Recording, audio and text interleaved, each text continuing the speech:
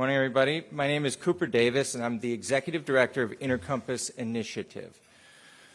Intercompass Initiative is a nonprofit organization that helps people make more informed choices about taking and safely tapering off psychiatric drugs, while we also work to shift culture, science, and policy away from medicalized responses to human suffering.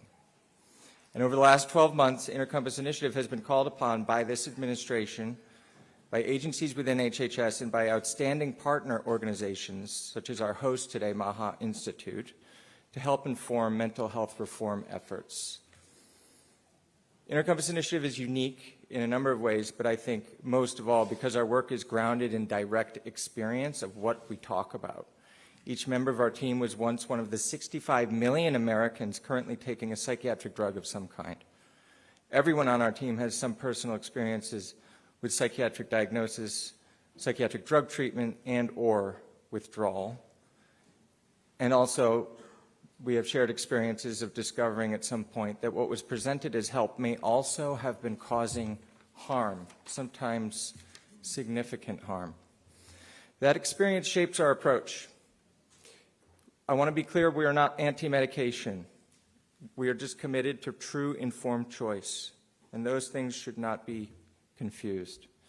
And we believe true informed choice is in fact a human right. This morning's opening feature, before we get into the main program of the day, is what we're calling a lived experience panel. This isn't the formal kickoff to the full summit program. That'll be at 10 in about an hour following this session. But we felt it was really important to sort of set the tone and begin the day by hearing directly from 4 young people whose experiences speak to some of the most urgent questions that this summit is here to address. These experiences are far more common than our culture often allows us to acknowledge, and too often when people speak about them, their stories are dismissed as merely anecdotal or unfortunate. But anecdotes are in fact evidence. Subjective experience matters. And in fact, when we're talking about a cultural shift, which is what we believe is necessary, it's indispensable. One brief bit of housekeeping for members of the press. In addition to the people you'll hear from here on stage, there's a number of people here in the audience and in attendance and who will be coming a little bit later, who also bring their own direct experience and are prepared to speak with the media depending on the story you're looking to write. If you're looking for that human interest element, there's people who have come here for that purpose. And if you're trying to be connected with somebody like that, please ask at registration or find our friend Meredith back there whose hand is raised, and she can help direct you to these people who have come, some of them from quite far away, to share their story with anybody who's willing to listen. And with that, I am very pleased and honored to welcome Congressman Glenn Grothman from the great state of Wisconsin to offer a couple introductory remarks.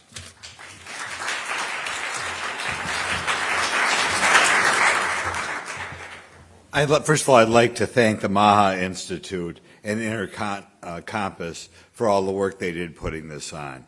As was just mentioned, the number of people on some sort of drugs, frequently antidepressants, but other drugs as well, has doubled in this country in the last 20 years.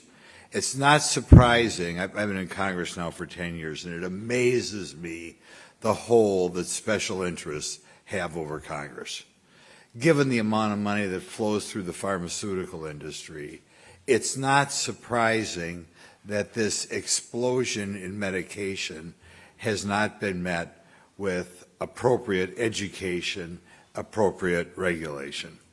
I've long been interested in this topic. Years ago when I was in the state legislature, I had formed a special committee dealing with the effect of drugs on young people, and as was mentioned, I just got done with chairing a subcommittee, a forum on this issue.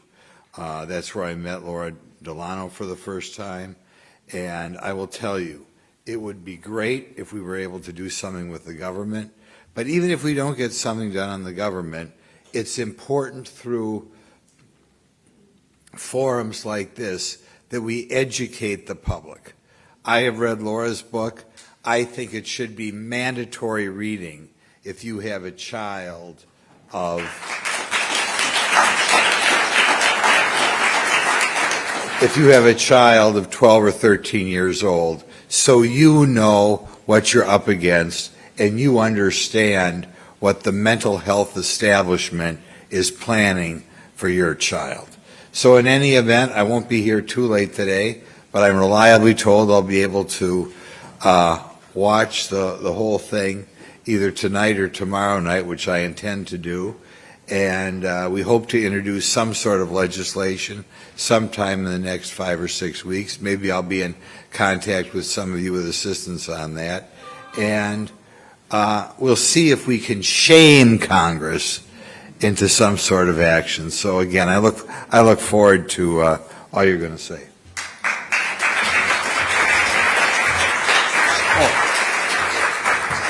And one other thing, I'd like to thank the press for being here, okay? Because like I said, the pharmaceutical industry has a vice-like grip on the government, but they don't have a vice-like grip on the press. And if you do a good job, the press, of getting out what you hear today, that will could even save people's lives. So thank you again.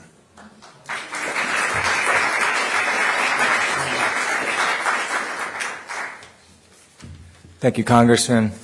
So without further ado, I want us to get into this first panel. It's going to be moderated by my dear friend Kim Witzak. And just for the sake of expediency, I'll just introduce by name, since I don't think, if you're looking for full bios for any of the people on the stage, I think that can be found on the website or in the program somewhere, I think, somewhere. Cameron Labar, Danielle Gansky, Lauren Friedman, and Nick Tabor have come quite a ways to talk to us today, and I can say from my own experience, it's not always easy to talk about difficult things that have happened in your own life, and so I think we owe them a debt of gratitude for coming out here, and you guys have the floor. Thanks.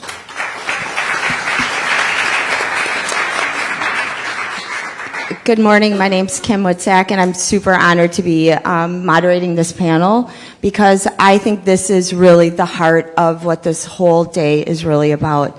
These are real people's lives that are being impacted by decisions that we are making every single day, whether it's, at the FDA, in Congress, but these are the people who live with the consequences. And a little bit about me and why I'm sitting up here is I too had a personal experience 20-some years ago, 22. My husband was given an antidepressant for insomnia with no history of depression. 5 weeks later, took his own life. And we helped to get the black box suicide warnings added. And I also know there's some other people in this, although we're not going to be really talking about the suicide issue today, there are some other people, my good friend Karen, her sister Beth, also 7 days on Paxil, took her life, and I know there's some other, and to be honest with you, this issue is still going on.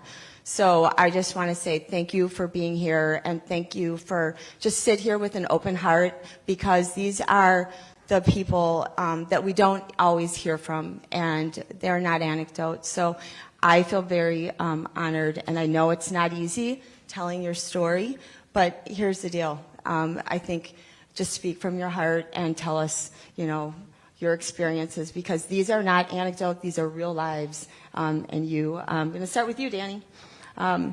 You have been on, you were first prescribed at age 7. Age 7. She just had her 30th birthday last week, so happy birthday. But that's an entire lifetime, and so I would love for you to just tell us your journey and where you've been and how you're doing today. Thank you so much. So I have a brain injury from antidepressants. At just 7 years old, I was prescribed psychiatric drugs. I was far too young to understand what they were, let alone the lasting impact they would have on my developing brain. It started in the 2nd grade when a teacher noticed I was fidgety, distracted, and not fully keeping up academically. My parents were advised to take me to see a psychiatrist for an ADHD evaluation, and I was quickly diagnosed, labeled, and medicated. They even told me I had a learning disability. Ironically, the drugs later created the very disability they claimed that I had. It began with ADHD stimulants like Admiral and Ritalin, and I still remember how agitated and moody they made me feel. This was completely out of character for me, as I was a happy, sweet, silly kid. Adverse side effects were interpreted as new diagnoses, and more drugs were prescribed to treat the problems that the medications themselves had caused. This spiraled into a prescription cascade of antidepressants, benzodiazepines, mood stabilizers, and antipsychotics, all before my 10th birthday. None of it ever felt right, but I was a child, and I didn't have the words to explain what was happening, and I didn't have the authority to challenge it. My completely normal childhood behavior was pathologized. I wasn't in crisis. I wasn't struggling or acting out. I was simply a fidgety, shy, sensitive little girl who didn't fit the mold of how a child was supposed to behave in a classroom setting. Throughout my teens, every drug-induced effect that made me feel terrible was blamed on my so-called underlying disorder. As I got older, I found online forums of people describing their harms from antidepressants and began to realize the drugs might be the problem. I brought my concerns to my doctor and asked if the medications could be making me worse or even cause brain damage. He insisted that wasn't possible. He was the expert and he knew best and told me it was just my OCD and anxiety getting worse and that I needed higher doses of the SSRI to treat it effectively. My inner reality was dismissed at every turn, and the very harm I was told could never happen is exactly what I eventually lived through. As I got older, most of the other psychiatric drugs were eventually stopped, but SSRIs remained the one constant throughout my entire life. After college, at 23 years old, I wanted to see who I was underneath the chemicals that had been hijacking my brain for all those years. Although I had been on antidepressants my whole life, all while my brain was literally developing, my doctor tapered me off in just 6 weeks, which was far too fast. But my doctor wasn't acting recklessly. He was following the standard medical guidance doctors are taught to use. What followed was a severe full-body neurological crisis, a nonstop living nightmare of physical and psychological torment and suffering I didn't know was humanly possible. My brain felt like it was on fire. Waves of visceral terror and violent inner agitation ripped through me. I was crawling out of my skin for hours each day. I rocked back and forth in the fetal position on the floor, screaming in excruciating pain. Rage surged through me that was completely out of character, as I've never had this type of anger. I was always gentle and kind, but it brought out a violence in me that never existed. My brain and body were malfunctioning, feeling like I was being poisoned. It was an attack on my nervous system. Simply being alive felt unbearable. When I went back to my doctor and told him I was in withdrawal, I was told antidepressant withdrawal doesn't exist, that the medication was out of my system, and my symptoms were proof I needed the medication. His credentials and expertise automatically outweighed my lived experience, and the very injury caused by the drugs was used to justify putting me back on them. I spent months going in and out of hospitals, repeatedly dismissed. No one believed me. I had no medical support, and I became completely bedridden and unable to care for myself. After many torturous months of nonstop suffering, I had no choice but to reinstate the antidepressant, even though I felt as though it was poisoning me. Even after the reinstatement, the neurological effects did not go away. That proved it was not a simple, temporary, transient withdrawal. It was a lasting injury to my brain and nervous system that persisted even though the drug was back in my body. I went from being a vibrant, joyful, happy person who loved life to being chronically ill and disabled. It felt like I had been given a chemical lobotomy. My creativity, my intelligence, my emotions, everything that made me me was ripped away. I was bedridden and housebound for years. My 20s were spent grieving a life that I felt was taken from me far too soon, watching everyone else move forward while I remained stuck, trapped in a body that felt like a prison. Fast forward to today, I'm still trapped on the same SSRI I was prescribed as a child. I cannot come off it because of the severe, debilitating withdrawals. But withdrawal is a misnomer. This is a neurological injury that can persist for years and may be permanent for some. The suffering is so immense, many people end up taking their lives in withdrawal. I am now tapering extremely slowly using hyperbolic tapering, which is the safest method known. I reduce by just 1/10 of a milligram, for example, 53.6 milligrams down to 53.3. That's less than 1% because that's all my nervous system can handle. Even those tiny reductions are painfully disabling.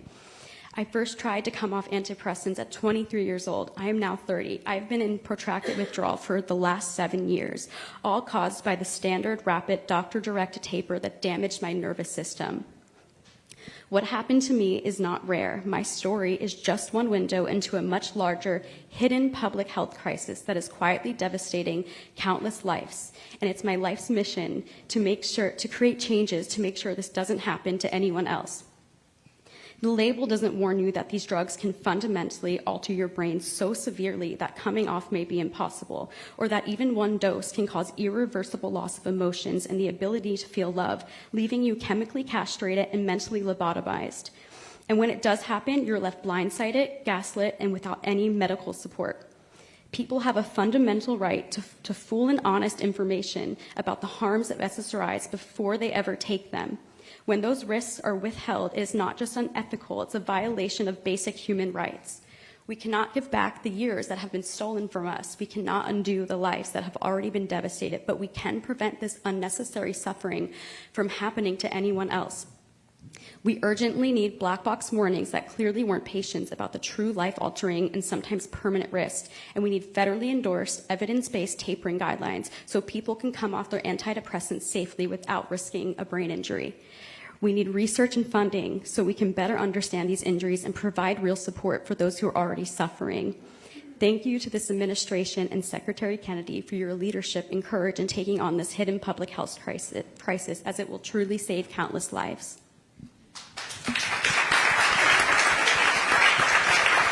Thank you. I know that's not easy sharing, and that is what's happening. There's somebody their entire childhood and now into young adult that were still the same drug that you were given at age 7. So thanks, Danny. I know it's not always easy. Now we're going to go over to Cam.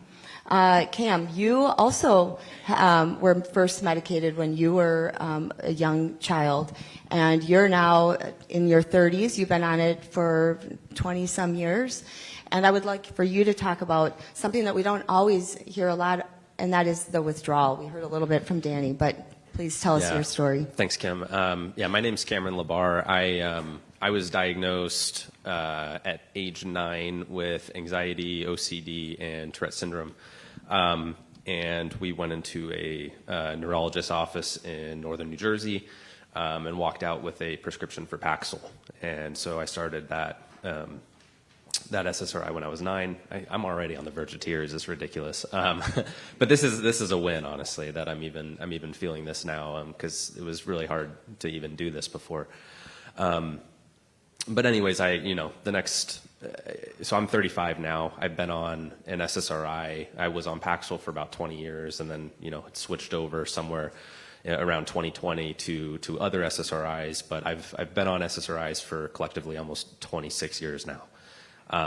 My adolescence, I had other antipsychotics and other things that I took for the Tourette's, but I was always told that I had a chemical imbalance and that this was treating that.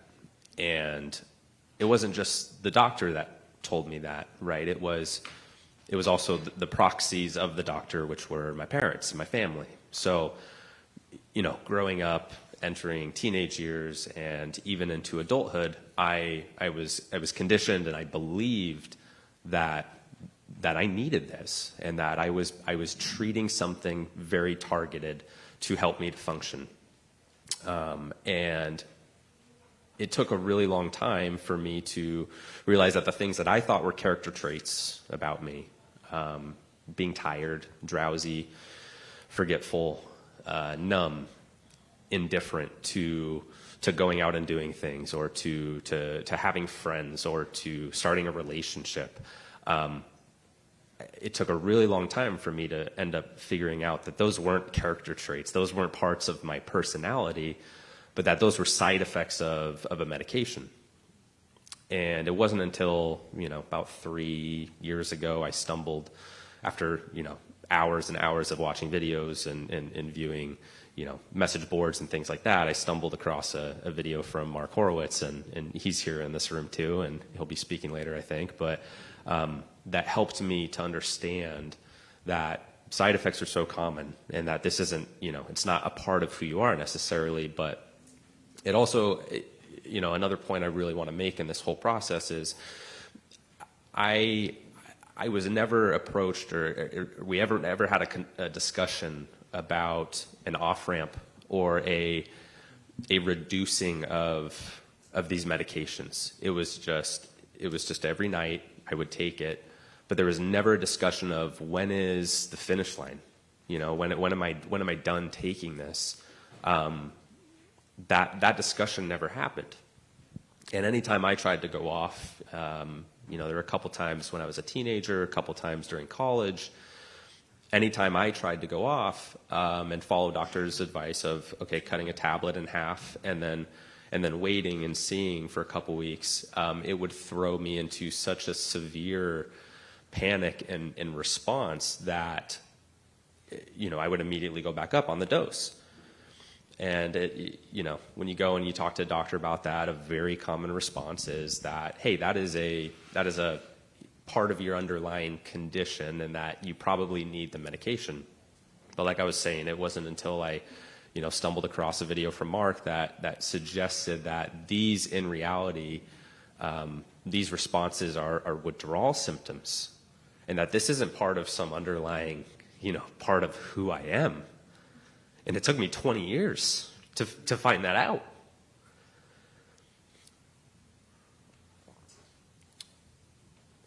So trying to deal with that, and I'm still going through the process of tapering. I've been tapering about 3 years now.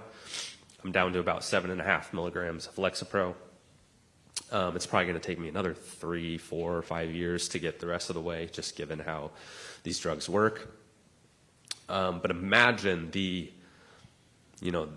fury, the rage of I could have figured this out a lot sooner, right? And that the way I'm functioning now on this lower level of a dose, that I haven't been on this level of a dose since I was, in adolescence, basically. But the way I'm functioning now, I could have functioned as a human being all along, right? And I could have had friendships, and I could have not been numb, and I could have formed relationships. I don't know how I'm doing on time. Sorry. No, you're good. Okay, but Almost. okay, almost. But this is, these are the things that I'm now struggling with is this portion of, now that I've gotten through a really hard part of withdrawal and I'm kind of taking a break over these last few months, now I'm dealing with the realization that I've missed a lot of life, and a lot of my experience year after year has been discounted and affected by these drugs, to where I never got to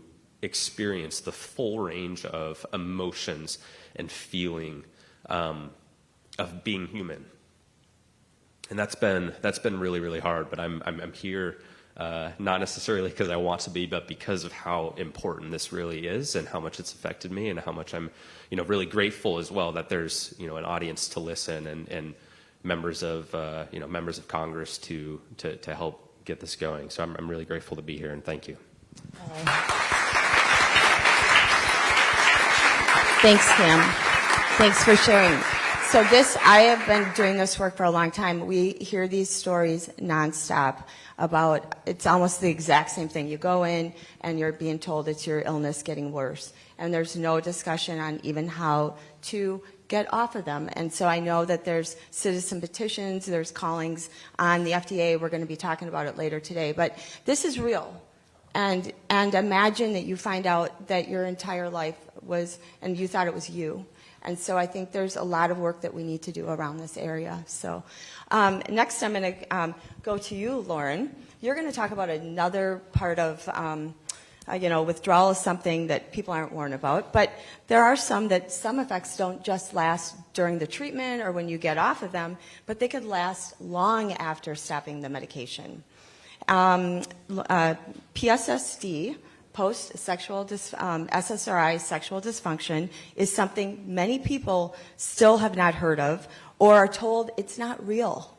What is PSSD, and what has it been like to be living with this, and living within a system that doesn't even fully acknowledge your life experience?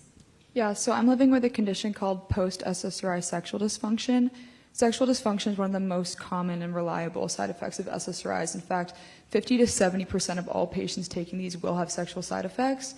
What patients are not warned about is that these side effects can be permanent long after you stop the last drug dose.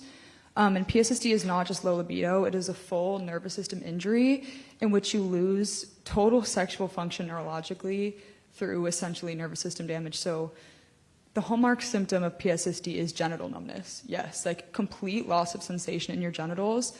For me, I clearly hate to talk about this, but my clitoris is completely numb as if it's the back of my elbow. I have no sensation internally. I'm 23 years old. Sufferers also lose the ability to orgasm permanently, like for the rest of their lives, and their libido entirely, which for me and what a lot of other people experience is like a sudden onset, like chemical asexuality that just never goes away. And in my opinion, I don't think it's sensational to say that this is a form of chemical castration, that it is permanent. But beyond that, PSSD is not just a loss of sexual function, but a loss for some people of emotional function as well. That has been the case for me. Before this, I was a super emotional, empathetic, loving, caring, like Sylvia Plath reading and resonating girl. And the day I woke up with this injury, I quite literally felt my soul leave my body. Like, I'm so serious. It was the most unbelievable, inorganic thing I've ever experienced, and it's a common symptom of people who have this condition. To this day, it's been years for me. I'm 23 now. I can't feel love from my own mother, which is the hardest thing on earth. I can't feel connection or love for my friends, or even pleasure in music, which was the bane of my existence. I was a songwriter since I was a child. It was my outlet. And it's been completely neurologically severed from these medications. And I just like to say there's a reason that, you know, every song on the radio, every movie on your television, every piece of art since the beginning of humanity centers on sex and love. And not just romantic love, but platonic, familial love. And that is because these are the most central, intoxicating, worthwhile, and fulfilling parts of the human experience. These aren't luxuries. And to remove someone's ability to participate, not just physically through sex, which is completely horrific on its own, but to remove someone's ability to emotionally connect with another human being is a crime against humanity. And I say crime against humanity because there is evidence that Eli Lilly, who created the first SSRI Prozac, knew their drugs could cause permanent sexual dysfunction and emotional numbness in children especially. And they withheld this from the public because they knew it would be a threat to the bottom line.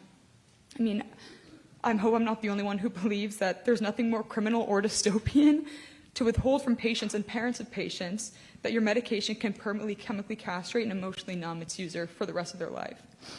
PSSD is not on the drug label. It's not even in the fine print. I quite literally had no way of knowing that this is possible or that this could happen to me.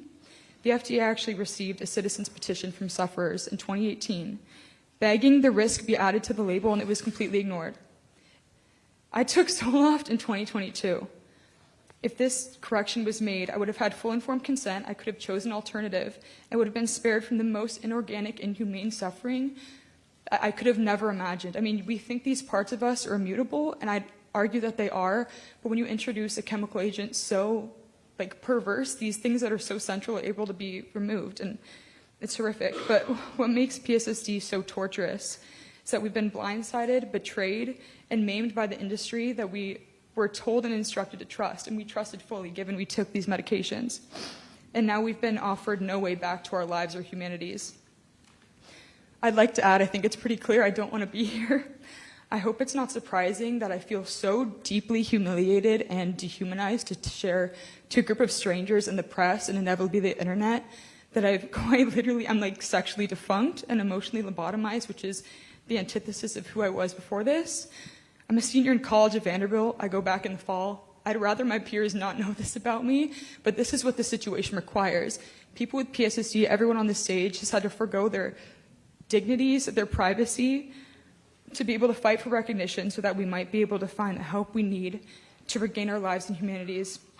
Had I known that this medication had the capacity to cause permanent loss of sexual and emotional function, I would have sought alternatives.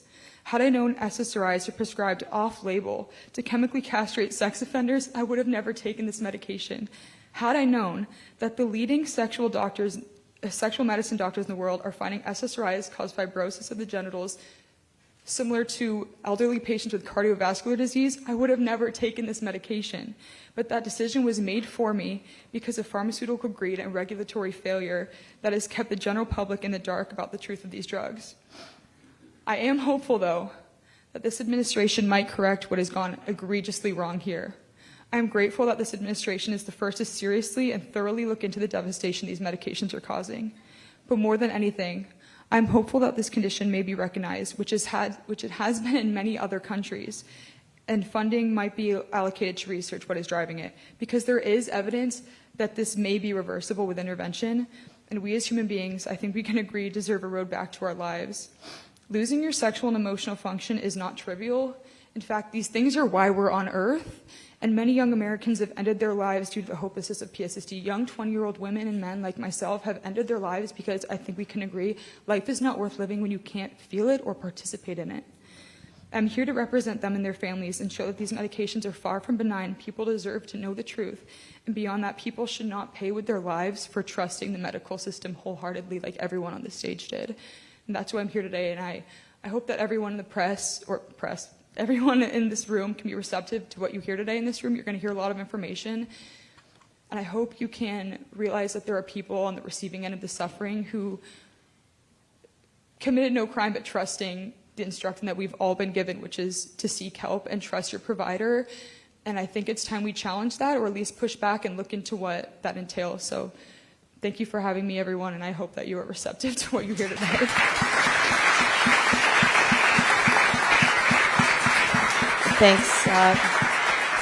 Thanks, Lauren. I know that that's a really tough thing to be putting out there. So I just want to say thank you, and thank you because you're telling that story for a lot of other people too. And same goes for all of you guys. Now, these are real things. We, for a long time, like she said, Eli Lilly and these companies, I've seen this exact same behaviors for a lot of these side effects that have been hidden from the public. And I think it all starts with this idea that we blindly trust. We trust the system. We go into the doctors. We believe that the help we're going to get is going to be better and it's going to actually help us. And so I think that is just another, as we're looking at this bigger, as Cooper said, cultural shift. We got to start even, now we're going to shift this conversation a little bit before we go into questions.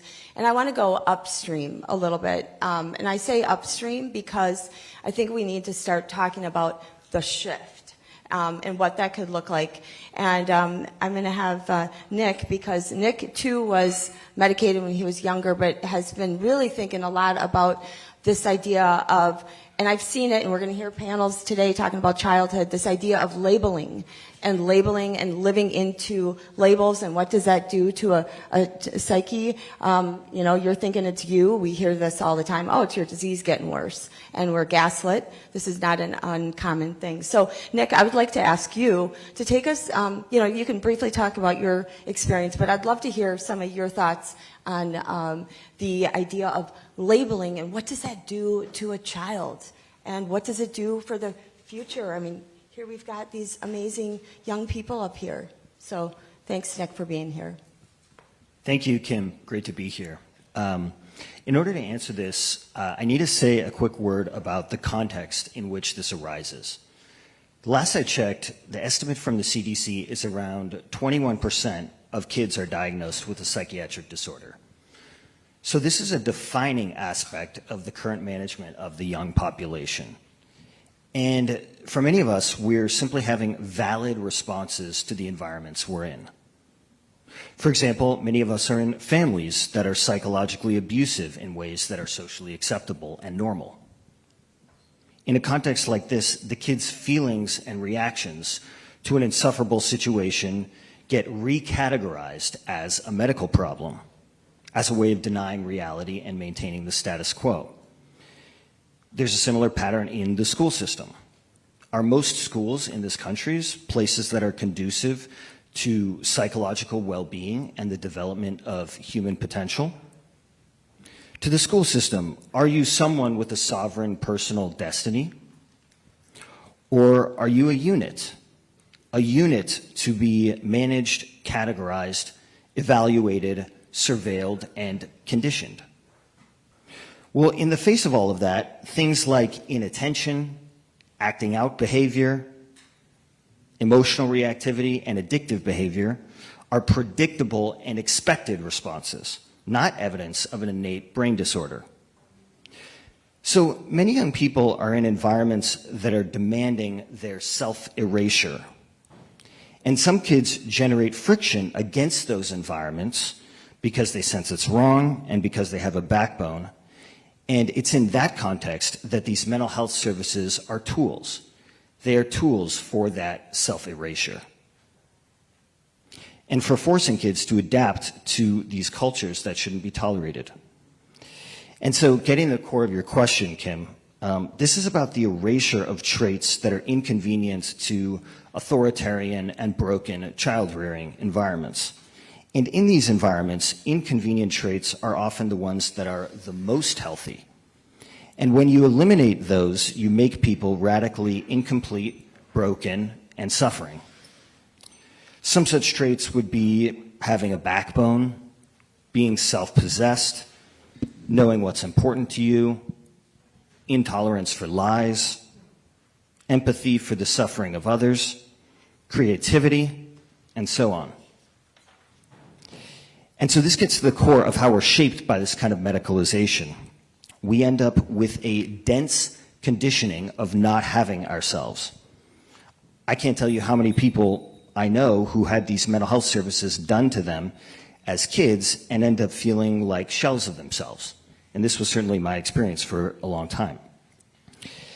Because, and this is the key, we have lost our internal signals that tell us where to go and what to do, that tell us who and what is safe and not safe, what we value in life, what matters, etc. And very often, mental health services for kids are about actively disconnecting you from those signals. Even in the best of conditions, all of that isn't easy to navigate as a young person.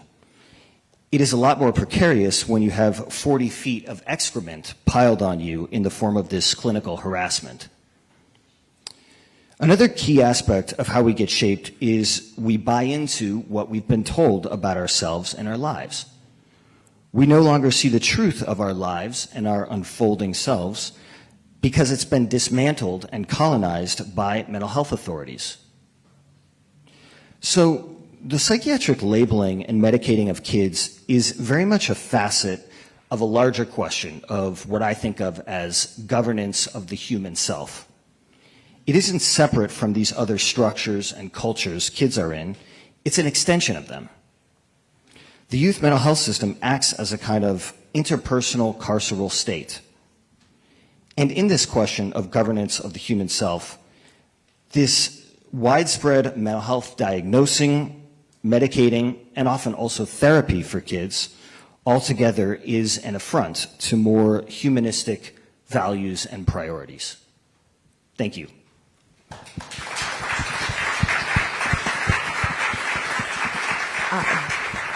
Thanks, Nick. I know I remember years ago about working with some kids that were in the foster system with a program that I brought. And I remember that they were all, like every one of those kids at the foster system were given a cup of meds calling it was their behavior medicine. And I remember, and they were told that they were broken in the labeling. And so I really think that is something that we do have to talk about on a bigger system and being human. I just got back from a conference last week where I spoke on something totally different, but talking about the human life, you know, the experience of life, suffering, grief. And how many people came up to me with saying that they've been on medications for years for things like breakups, divorces. I mean, this is real life, what's happening.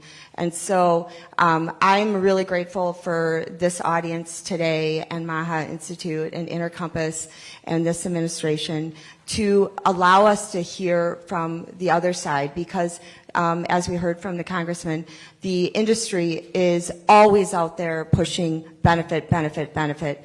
And it's really important that we do hear the other side to level set. And almost every single one of you here had the exact same experience, which was we were not told. Nobody told us. Nobody told your parents.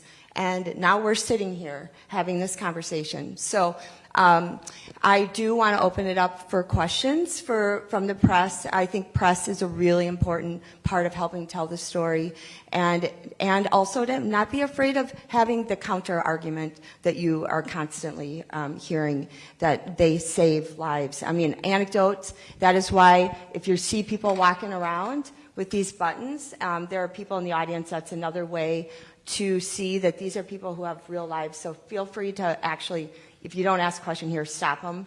But these were made in 2006. We were using them because we were told that these were anecdotes. But anecdotes, as Cooper said, are data points. They're signals. And we are now at a crisis moment that we do have to start having this conversation. So look for these buttons, so thank you. And now I'm going to open up for questions.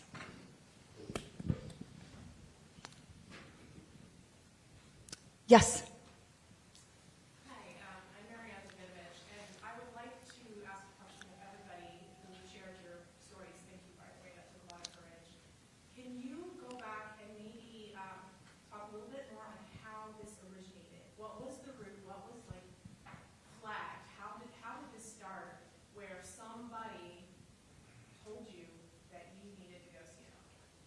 Great question. Who and where did it all start? Like, where did the diagnosis, who told you that something was wrong with you and you needed to go down the psychiatric route? So, all right. So I think a big part of this is, I mean, it starts with family upbringing and stuff, but for me, so I was the middle child of 5, 9 years old. Dad was working 80 hours a week in the city. My mom was handling all 5 of us. And the way she always described it is that I was paralyzed with fear. Like something happened, either in upbringing or whenever things got a little bit too intense, or there were too many instructions on a chalkboard, where I would kind of just curl over and I'd just be paralyzed. Like I couldn't do anything. And so that was kind of the starting point of like, it just seems like he can't function. And I just don't think there was enough conversation past that to ask the questions of, what's his sleep look like? Is he sharing a room with a sibling who gets up way earlier than he does? What is his diet like? Did he just move somewhere to another state where he's not outside and playing and in the sun as much as he used to be? All of these different types of questions I don't think were ever asked, and it was just kind of like a very quick labeling from a neurologist that I had a problem, and it was a chemical imbalance and it needed to be fixed. That's my answer. Great. Does anybody else want to answer? Do you want to start with Seb? You told a little bit in your story, but Yeah, so for me, it did start in the school system, just from not paying attention or having sloppy handwriting, and they told my parents to take me to see a psychiatrist, and I was very quickly led to a prescription cascade and diagnosis, and I was a very sensitive child. I did have a lot of anxiety, but there was other methods in which that could have been handled. I did not need to be on medication. It only ever made me feel worse. But yeah, those methods weren't given to me, and it ultimately led to me being medicated, and I really should not have. And yeah. yeah, school. Boy, I'd be in big trouble with handwriting.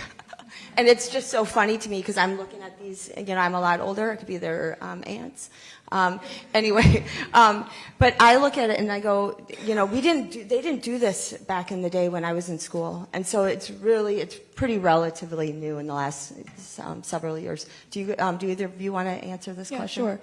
I was always a very anxious and depressed child. I like to repackage that now as just highly sensitive. But it wasn't until I got to college that I was entered into a world where everyone was psychiatrized, if that's a word. I started my freshman year at Amherst, and I seemed to just everything coalesced. I was playing lacrosse there, and being in an elite institution and a highly competitive athletic world, I found myself feeling very hopeless and afraid and scared.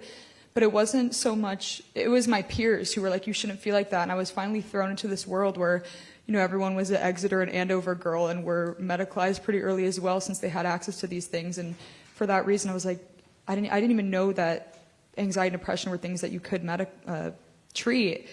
And because of that, I was pushed by my friends, and I saw a psychiatrist, and I remember thinking two things during my appointment, which was, he told me I had a chemical imbalance, and I immediately was kind of like, this isn't super scientific, is it? Like, I didn't take a test. Like, it seems like if I was diabetic and I walked in and said I'm peeing a lot and I'm very thirsty, I wouldn't be given insulin. I would take a test, right?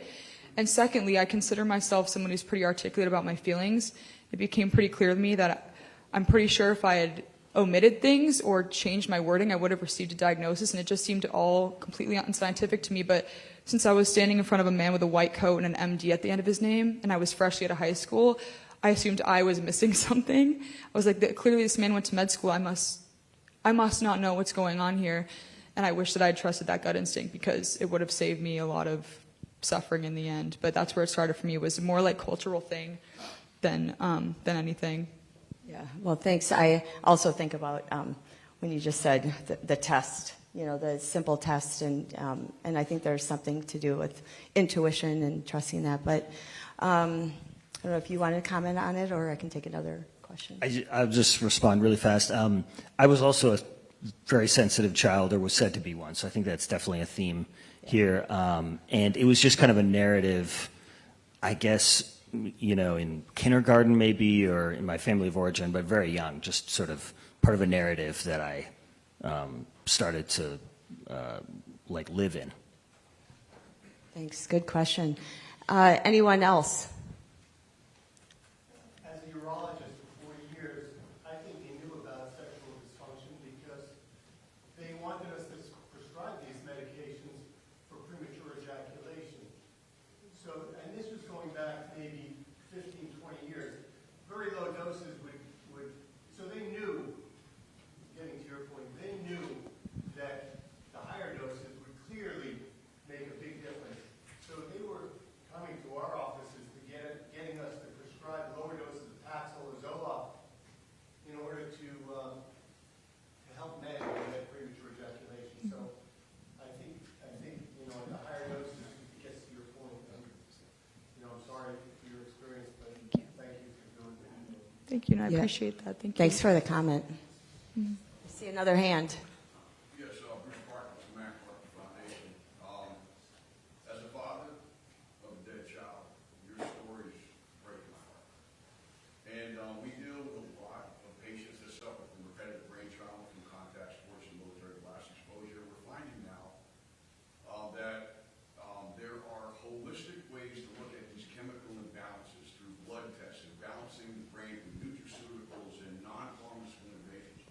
Were any of you ever offered that option as you were going through these horrific journeys, that there are natural approaches to balancing the brain health that can assist with the impacts that mental health has on an imbalanced brain?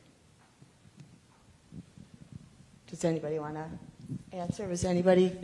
Yeah. I mean, for me, it was really early on. We're talking 2000, early 2000s. So that was never really a discussion that I remember at all. I mean, I do remember a couple times of something happened where they wanted me to get blood work, but trying to get a full picture of that blood work of let me see all the biomarkers, let me see everything of all vitamin, mineral, hormone levels, all that. Trying to get that information has always been tricky in the system. It's not, until the last couple years at least, where that's starting to open up more and patients have more freedom to get things like a fully comprehensive lab kit, right? I mean, these are things that, in the last 3 years now I'm starting to do as I try to taper, but as far as it being a recommendation, not that I recall. No, not really. And I see, I was going to say, somebody from the media, the press. Hi, I'm Ellen Berry. I write about mental health in the New York Times.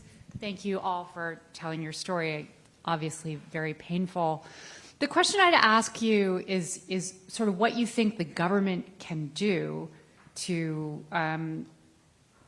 alter prescribing, and what you think might have made a difference in your own case. Either through HHS or the FDA, or what can the government do? Great question. That was going to be one of my questions to ask them, so thank you.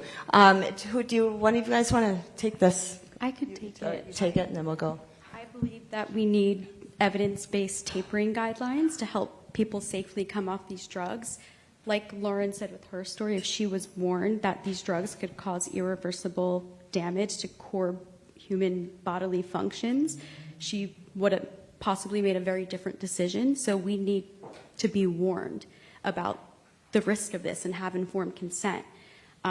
So we need informed consent, tapering guidelines, black box warnings, because this is a very serious life-altering risk, and it deserves a black box warning. You know, we need national awareness of this to get the word out there. People need to be aware this can happen to them so they can truly make informed decisions.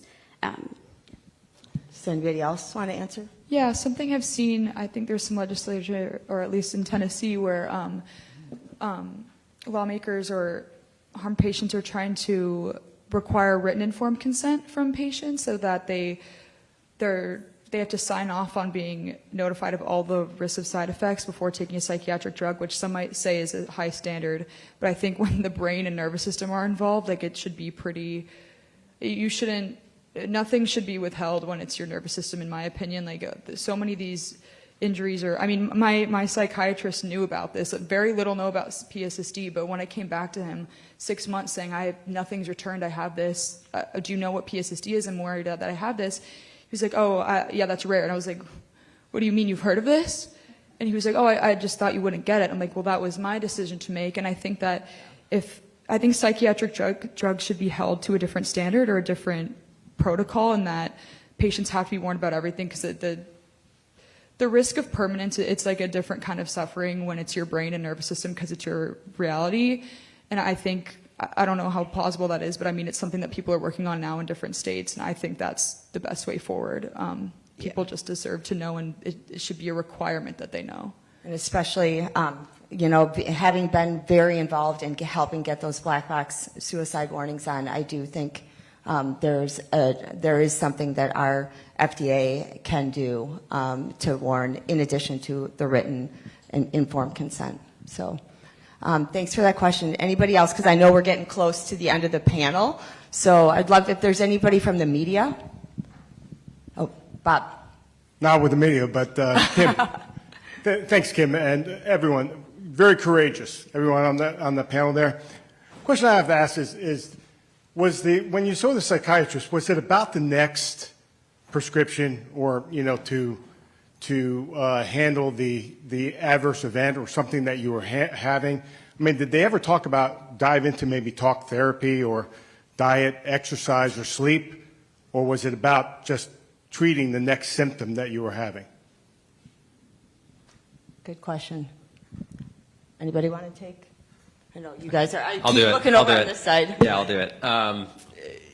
Yeah, I mean, I think there were times where doctors had recommended that. I mean, I can't tell you if that was the first thing that was recommended when I was a kid, right? But I will say, I did end up going back to a doctor in 2018. Now, this is before any of this, right? Before I tapered anything. It's 2018. I've been on the meds for, 18 years for Paxil. And I had a panic attack at kind of a summer camp that I was helping at, not enough sleep, too much caffeine. And I went and told this doctor, just normal, doctor, it was a psychiatrist. And I walked out with a benzo, with a Klonopin. Like there was no discussion of, well, what happened, at the summer camp, any of these, things that I just mentioned of sleep or caffeine or a new place, different, sleeping with, as a counselor with 12 campers in a cabin, right? Like, what are all these things that could have been avoided? I think there were a lot of other conversations I could have had, but I walked out with Klonopin instead, and then I ended up having to taper that, and a couple years ago, but.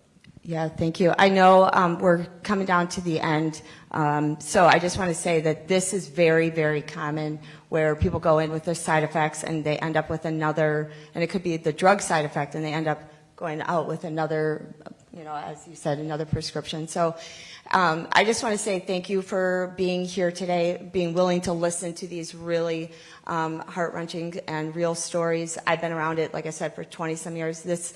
We are at a crisis moment, so please ask people that you see with buttons and get their perspectives, because this needs to be addressed. And I just want to say thank you for being and allowing us to be up here to kick this off, because this is the heart of why we're here.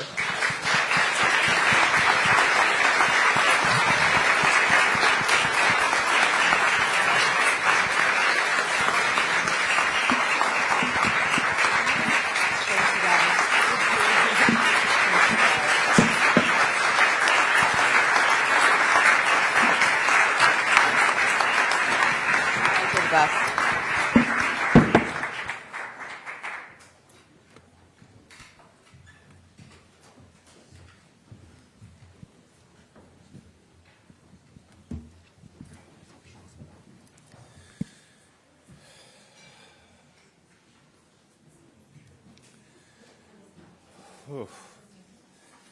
Well, I mean, I want to thank all the panelists. I mean, that was really deeply moving.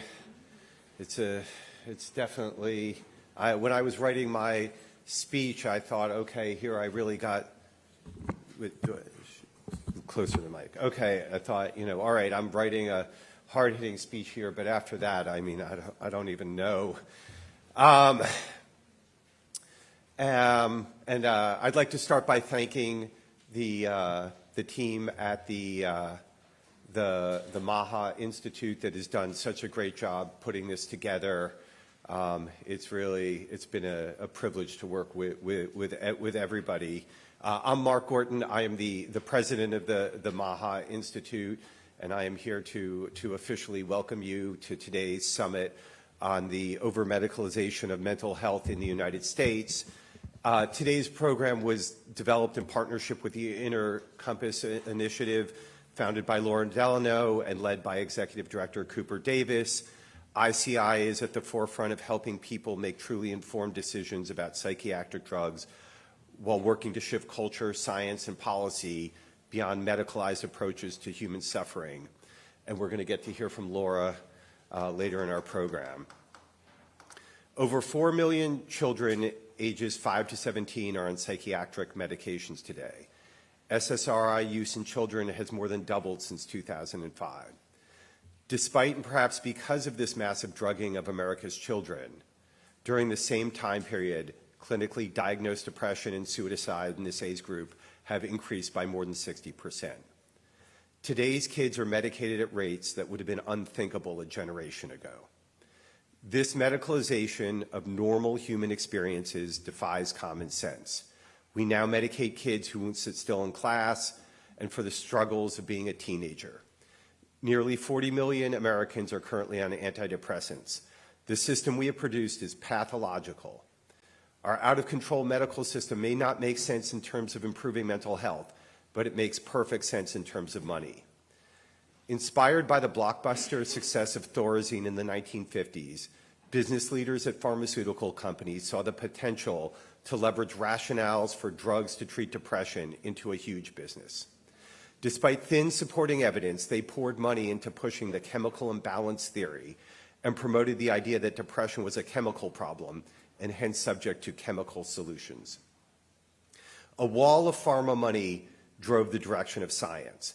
Unethical and profit maximizing, the drug companies deployed a system guaranteed to generate blockbuster drugs, whether or not they helped or hurt. The scientific foundation upon which psych meds are based is completely distorted. The medical system that brought us the opioid epidemic has done it again. The pharmaceutical industry has run the same playbook with psych meds as Purdue Pharma did with OxyContin. For those of you who are not familiar with how money can be spent to generate manufactured science, allow me to outline this playbook. Once a product and a target market are chosen, the drug companies fund an array of studies, frequently paying top academics to lend their names to research done by company researchers, thus making this research look independent. Research money is steered towards studies that show drugs are useful. Researchers who do studies undermining drugs are cut off from funding and watch their careers suffer. Favorable studies are published while negative studies are shelved. A 2008 study of antidepressant drug trials submitted to the FDA found that pharmaceutical companies published 97% of trials with positive results, but only 39% of studies with negative or questionable results. Studies are structured to find narrow, short-term benefits, while studies that do long-term follow-up, look at side effects, or consider multi-drug interactions are avoided. Study methodologies are manipulated to generate the desired results. These flawed studies are then published by medical journals funded by pharmaceutical company advertising and the bulk sale of reprints to articles favorable to drug companies. To give you a sense of how bad this problem is, listen to the people who have run the journal. Marcia Angell was the editor-in-chief of the New England Journal of Medicine, the most prestigious medical journal in the U.S. In 2009, she said, "It's simply no longer possible to believe much of the clinical research that is published or to rely on the judgment of trusted physicians or authoritative medical guidelines. I take no pleasure in this conclusion, which I reached slowly and reluctantly over my 2 decades as an editor of the New England Journal of Medicine." Richard Horton was the editor-in-chief of The Lancet, the most prestigious medical journal in the world. He said, "Much of the scientific literature, perhaps half, may simply be untrue." This shoddy science is then handed off to regulators who greenlight the questionable products and practices. Compliant regulators who play ball get a lucrative second career funded by drug companies. Critical regulators are shut out from this financial windfall. Historically, the political leadership of health agencies has rewarded farmer-friendly staff. The FDA officials who said that opioids were not addictive were rewarded with promotions and moved into important leadership positions. Marketing then educate doctors about their products. Industry leaders are paid to give endorsements, and medical trade associations are funded to ensure support. Doctors are happy to have another billable service. Pharma money helps enshrine their products in the standard of care, and corporatized medical practices guided by MBAs encourage prescribing of profitable medications. And huge pharma ad spending ensures a favorable media environment and shapes public opinion. All of this is supported by a system that does few long-term follow-up studies and little monitoring of the effectiveness of these drugs. By manipulating this system, the big drug companies are able to manufacture the appearance of successful products, even if they're harmful. Remember, this is the system that told us that opioids were not addictive. Opioids and psych meds are not exceptions. This playbook is the norm for a large fraction of the medical treatments offered in the U.S. The hugely medicalized system that we think of as normal health care in the U.S. was designed, built, bought, and paid for by profit-seeking corporations. Our system of experts and leading physicians is a cathedral of lies paid for in large part by the pharmaceutical industry and guided with the purpose of maximizing corporate profits, not public health. The U.S. pays more than 2 times as much as a percentage of GDP on health care compared to every other advanced country in the world, and we have the worst health outcomes. From these facts alone, we can derive that the majority of treatments in the U.S. are fraud and waste, and on average, these treatments harm people. This massive over-medicalization of our population has been incredibly profitable. Medicaid spending on psychiatric drugs has exploded, rising 5-fold since 1997. Medicare and Medicaid have spent a staggering $335 billion on psychiatric drugs over the last decade. This $300 billion creates a self-reinforcing ecosystem. In addition to the massive flow of money that distorts science, regulation, and medical practice, drug profits allow the pharmaceutical industry to give more money to politicians than any other industry and supports nearly 2,000 lobbyists working on their behalf in D.C.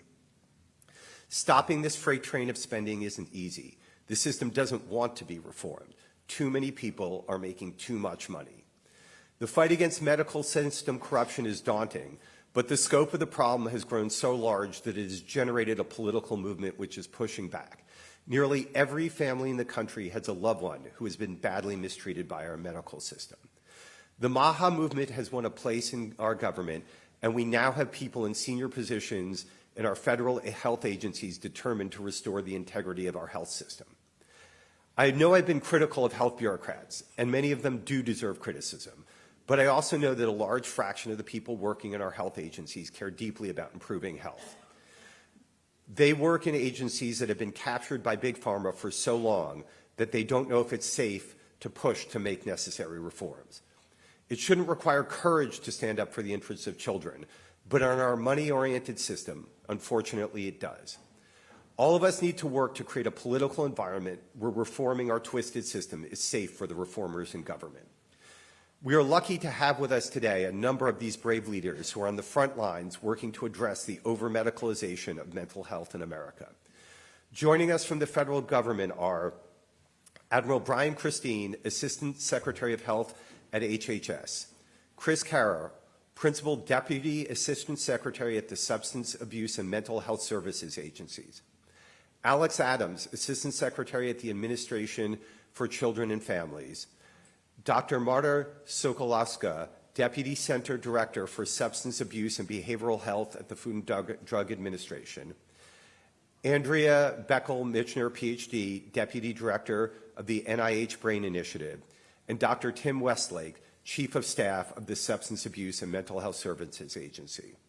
We are also joined by researchers and clinicians from UCLA, Florida State, King's College London, and the University of South Florida. And at 4:30 p.m. today, Robert F. Kennedy Jr., Secretary of the U.S. Department of Health and Human Services, will join us. I now have the privilege to introduce our first speaker. Admiral Brian Christine is the 18th Assistant Secretary of Health at HHS, a Senate-confirmed physician and head of the U.S. Public Health Service Commission Corps, who has made restoring public trust and radical transparency the defining mission of his tenure. Admiral Christine.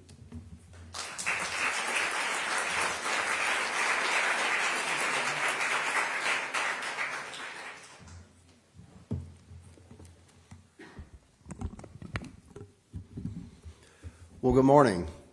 Thank you for having me here today. I am the Assistant Secretary for Health, and in my 3-decade career as a urologic surgeon with a practice focused primarily on men's health, I've sat across from thousands of patients, but it's an honor to be here with you this morning here at the MAHA Institute.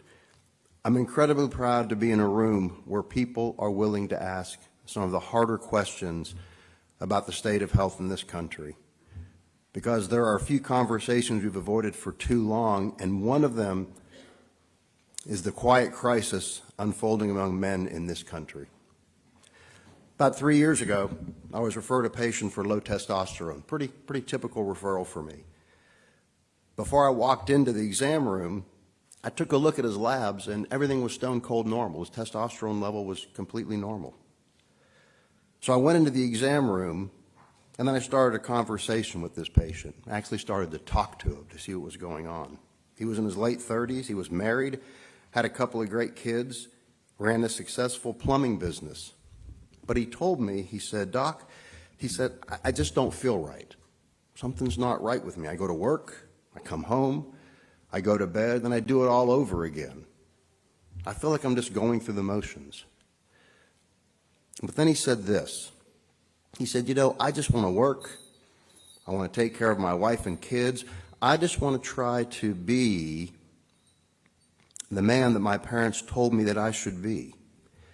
But I keep hearing that men like me are toxic, that traditional masculinity is somehow wrong. Now, he didn't have low testosterone. He was suffering from depression. All you had to do was actually talk to him, spend some time with him, to listen to him. He didn't need a shot of hormones. He needed compassion. He needed someone willing to listen to him. And unfortunately, this story is not unique. I've heard it time and time again, and the reality is that in many cases, our response to that crisis for men has been to medicate rather than to truly understand it.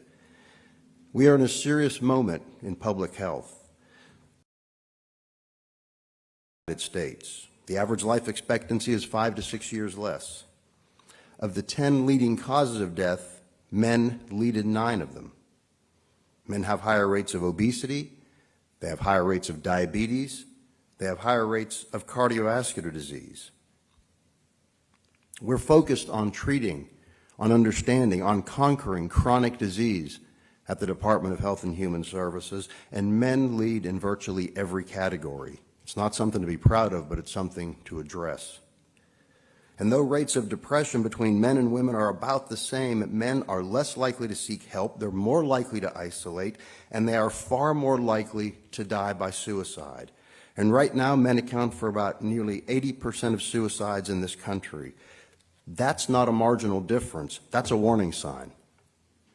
If you look at younger men, the trend is not stabilizing, it's getting worse. Culturally, and even within our systems, we have not fully treated the men's health crisis as the crisis that it is. Now, men don't typically come in saying they're depressed. That's just not how it shows up. They come in exhausted, They come in and say they're feeling off, their relationships are strained, their energy is gone, and a lot of them say the same thing in different ways. They say, I just don't feel like myself anymore. I've had that conversation time and time again. Now, I am not a mental health practitioner, but I certainly know good ones who are willing to talk to patients, ones who are willing to spend time with them, ones who are willing to not simply pull out a prescription pad. Too often, unfortunately, what follows is a prescription before really asking what's going on and why. And to be clear, medication has a role. There's no question about that. But we must also be willing to talk honestly about the effects of these medications, as we heard this morning on the panel. The SSRIs are among the most commonly prescribed medications in the United States, and amazingly, roughly 1 in 8 Americans take an antidepressant or a medication of some type. And these medications aren't without consequences. Again, as we have heard, sexual side effects are common. Up to 70% of patients taking SSRIs, experience a loss of libido, they experience erectile dysfunction, they experience difficulty with orgasm, they experience somatic effects, as we heard from these incredibly brave young people talking to us this morning. And as we've also heard, in some cases, these issues do not fully resolve after stopping the medication. And we can see the downstream effects of that. When someone feels like they've lost a part of their life, it doesn't stay compartmentalized. It affects confidence. It affects relationships. It affects how they see themselves. And unfortunately, often the conversations are not had until it's too late.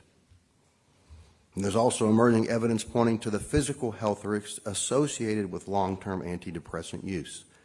A large systematic review and meta-analysis covering more than 15 million patients found that the use of SSRIs is associated with an increased risk of bone fractures, particularly in the hip and the vertebra.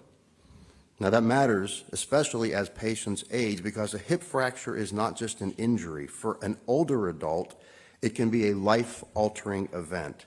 There's a loss of mobility, a loss of independence, and in some cases begins a downward health trajectory that can be impossible to reverse and can lead to death.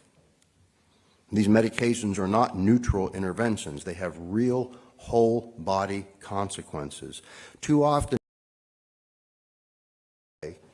with little guidance as to what comes next. Poor practitioner counseling around tapering SSRIs can lead to syndromes patients were never warned about. Again, exactly what we've heard this morning. These can include sexual dysfunction, somatic symptoms, a body that doesn't feel like your own. I don't need to go through them again because, again, you heard this morning. The decision to prescribe SSRIs should always come with a full understanding of both the benefits and the risk and a willingness to explore what is driving the symptoms in the first place. Don't just write a prescription, talk to your patient. We must pause.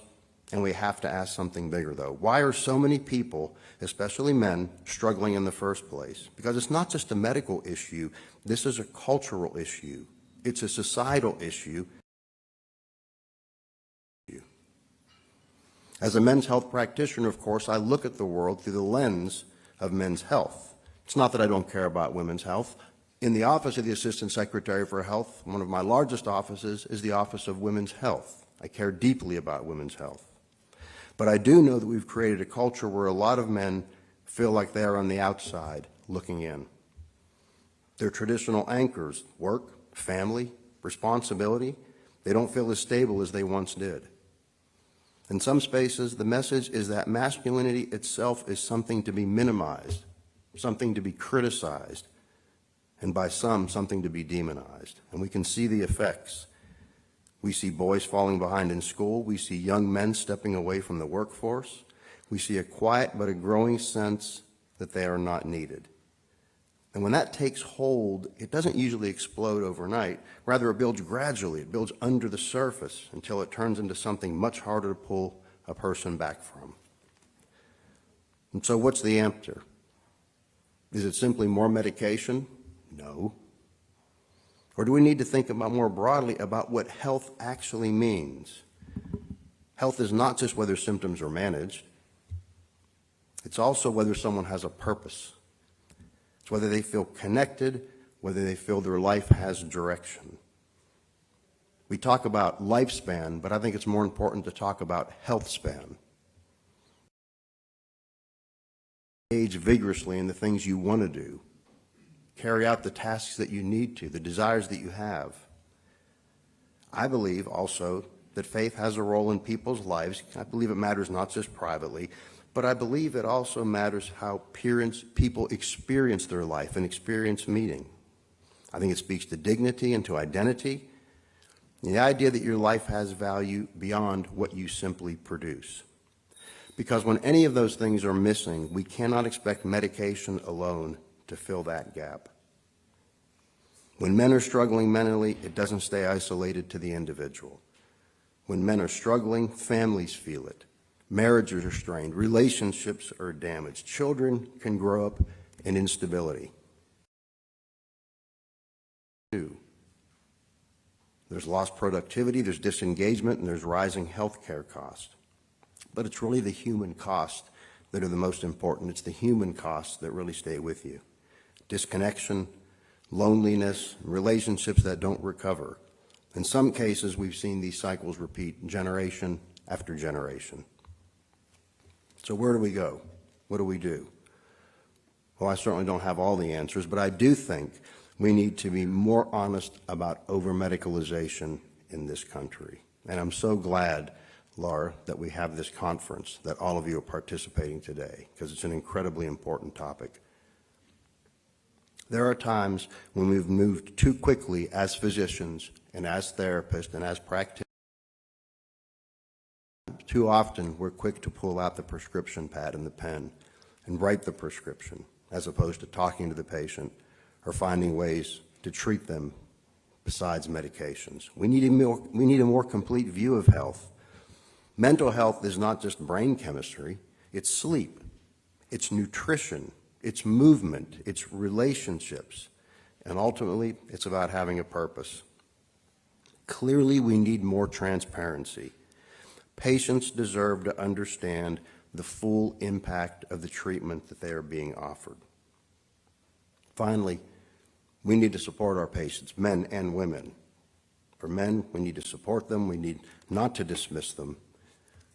We need to meet men and women suffering with mental health issues and challenges where they are and remove the stigma around speaking up. We need a true focus on men's health. I believe that.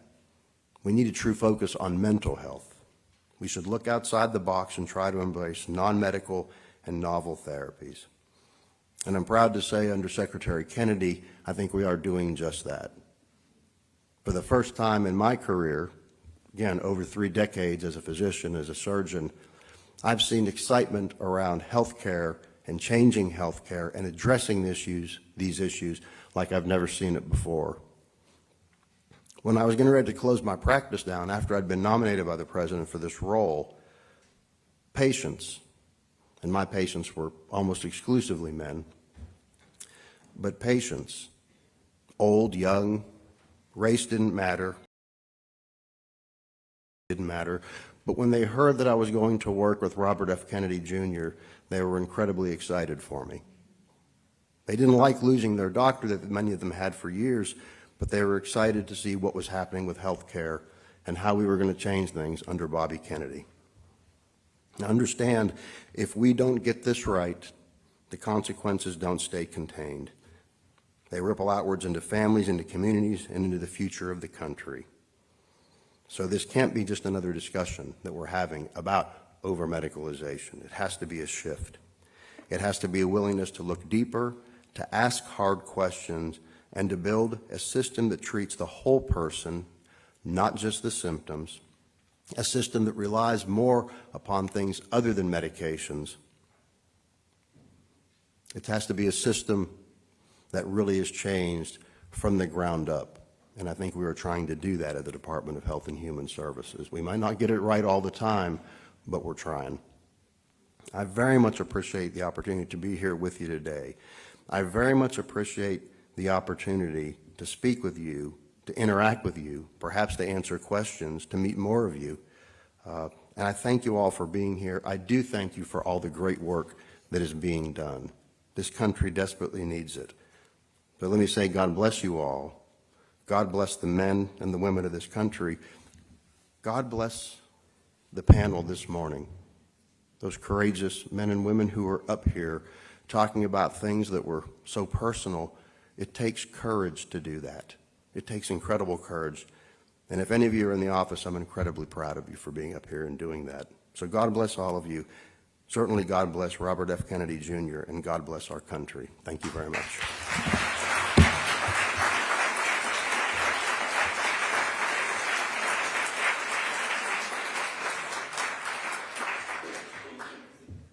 Thank you so much. I'd like to now welcome Alex Adams, the Assistant Secretary for the Administration for Children and Families. Thank you.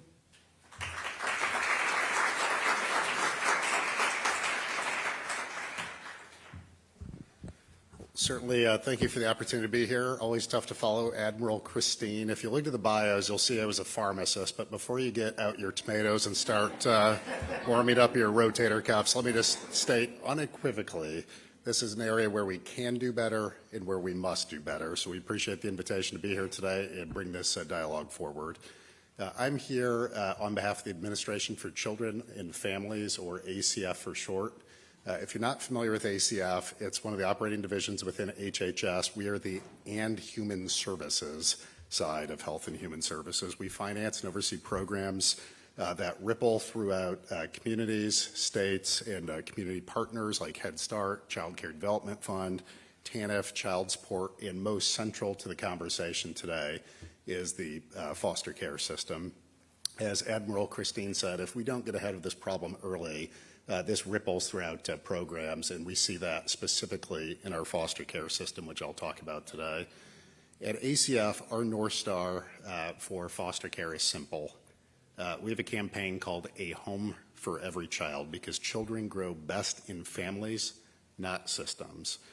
Right now, the numbers tell a different story. If I have 100 foster care kids coming into the system nationwide, I only have 57 homes to care for them. When that's not just a math problem. When there's not enough homes for kids, they end up in non-traditional settings. They end up in group homes, such as congregate care facilities. They end up separated from siblings. They shuffle from placement to placement. Many states have placed them in either hotels, Airbnbs, or government office spaces. So by focusing on this ratio of homes to kids, it gives ACF two targets to shoot at. We can recruit and retain more foster homes, or most importantly, we can shrink the number of kids coming into the foster care system by addressing the root causes. The two most proximate causes are both substance use disorder and mental health issues, traditionally among the parents, but more recently and increasingly common is among the children.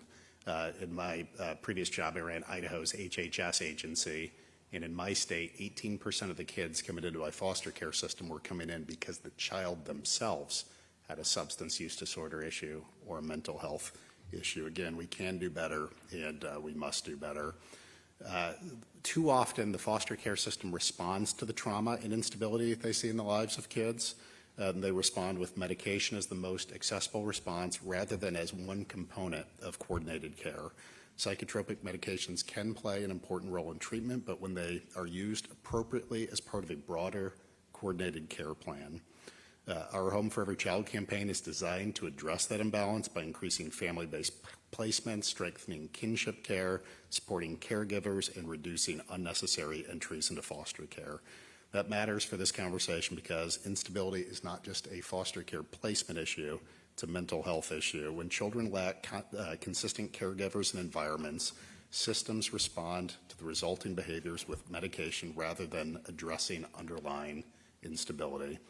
So today I'll focus on three things. First, what is the data telling us? And again, I'm focused specifically on the child welfare foster care system, what this looks like in practice, and most importantly, what we at ACF are doing and what we can all collectively do to improve it.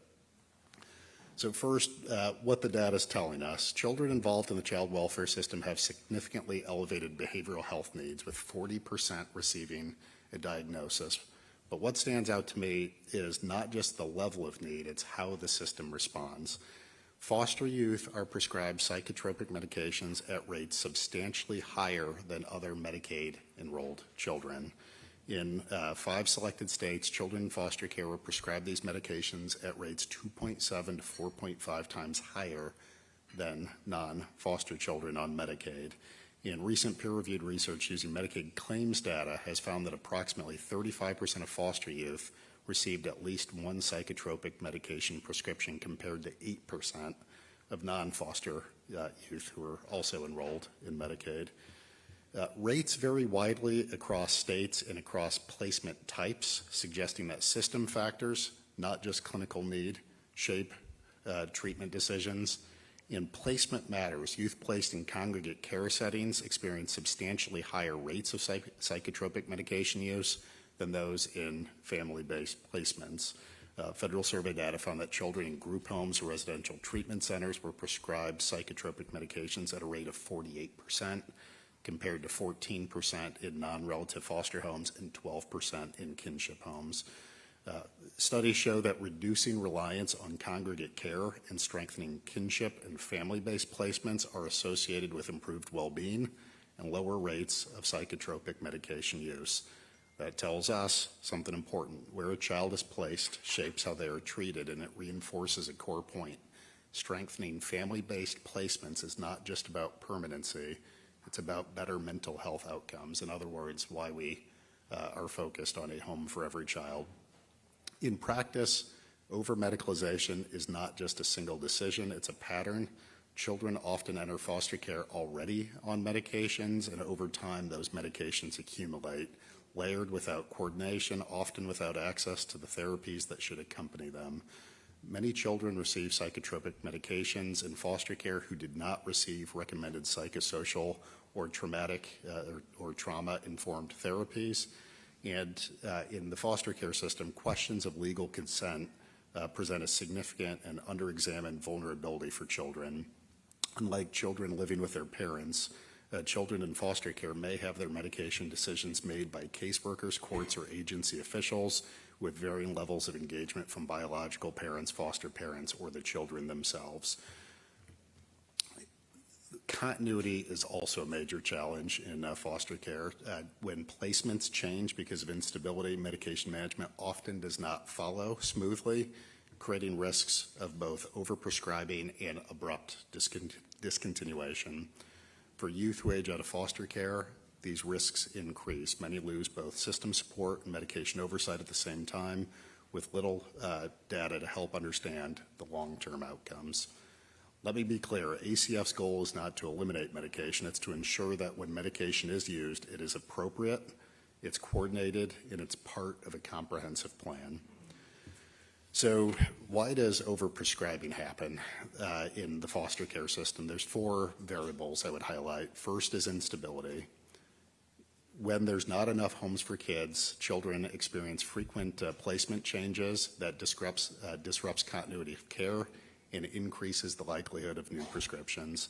Second is access. In many communities, trauma-informed services are limited or delayed while medication is readily available. Third, workforce shortages, especially in child psychiatry. And fourth, fragmentation. This is an area where child welfare, Medicaid, and behavioral health systems often operate with disconnected data and limited coordination, and no single entity has a complete picture of a child's history.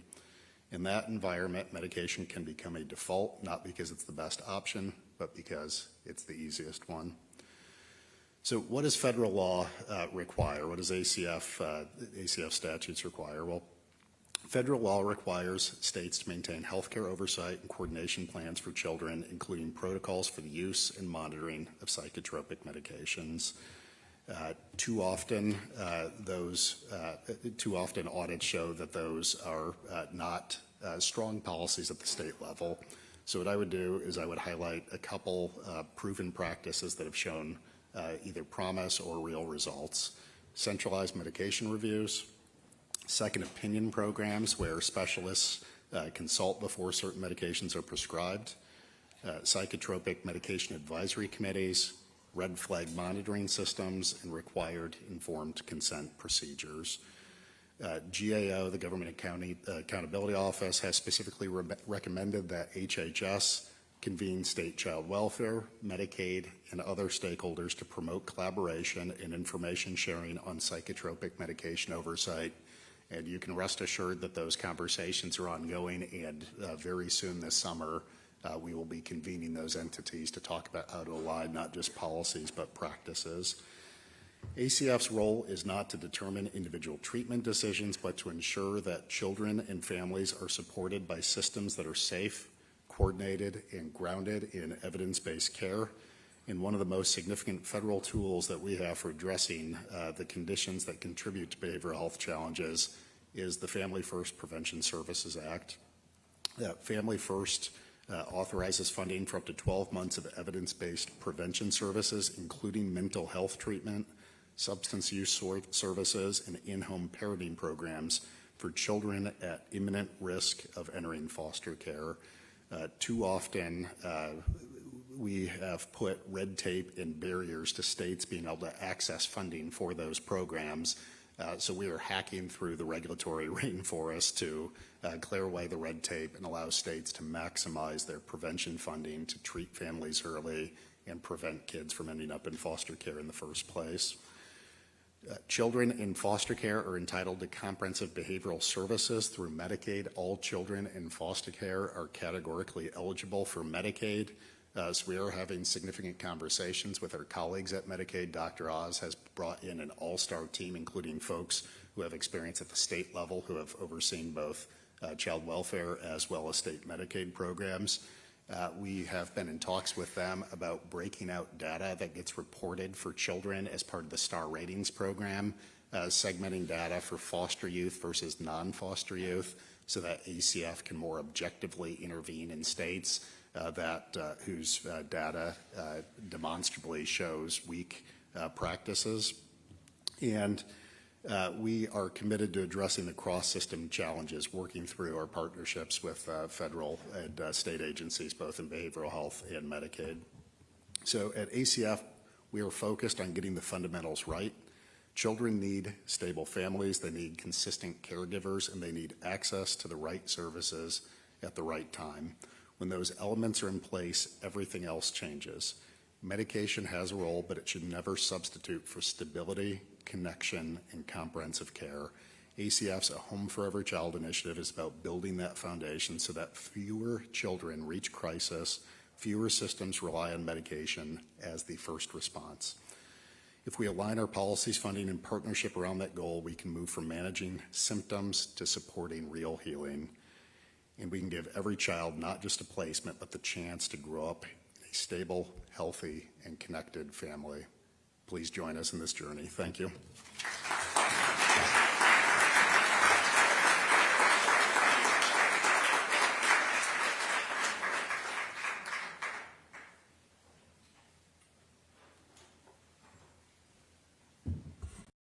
Thank you. Please welcome Laura Delano, founder of Intercompass Initiative.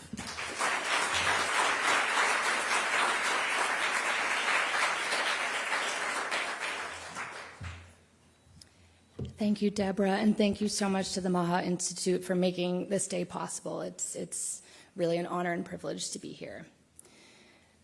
And thank you to Admiral Christine and Assistant Secretary Adams, and of course Mark for your opening remarks. It means a lot to me to be up on stage with you all. So my name is Laura Delano. I founded Intercompass Initiative nearly a decade ago to help people make informed choices about taking and safely tapering off psychiatric drugs. My decision to start ICI came after I realized that my parents and I had never actually made a truly informed choice about any of my 14 years in the American mental health industry. I grew up on psychiatric drugs, accumulating an alphabet soup of diagnoses through my teens and 20s. Over those years, as I carefully complied with my treatment, my physical health, creativity, sexuality, relationships, connection to God and nature and meaning and purpose, all of it was overtaken by medicalization. I became a list of symptoms to be managed. During those psychiatrized years, as I like to call them, I was in endless therapy and admitted myself to many programs and hospitals. I was on 2 meds, then 3, then 4, then 5. Along the way, life fell apart. At age 25, told by my psychiatrist I was so severely mentally ill that I was now resistant to all treatment, I tried to kill myself. I am far from the only one. Not a day goes by that I don't thank my lucky stars I made it through alive, and that I eventually realized this medicalized understanding of myself had become a prison. I made the decision to abandon all my diagnoses and come off all the meds I'd been told I'd need forever to stay alive. That was 16 years ago now. I want to pause here to define this word, medicalization. Since this day, and the mandate of HHS under the leadership of Secretary Kennedy, is about addressing that we are doing far too much of it. Medicalization is what happens when we take complex human struggles and call them a disease. It's the act of pathologizing natural, understandable, even commonsensical responses to our individual lives and the broader world in which we live. To be clear, questioning medicalization isn't about denying suffering or denying that many people experience real benefit from psychiatric treatments, especially in the short term. It's about asking what our culture has sacrificed by telling generations of Americans that being human is a disease. Millions of our young people now grow up convinced something is wrong with them. They've been taught to take their despair and self-doubt and loneliness, their shame and obsession and alienation, their struggles in friendship and romance, their fear and angst and grief, and translate all of these experiences into symptoms of incurable brain pathology requiring lifelong pharmaceutical use.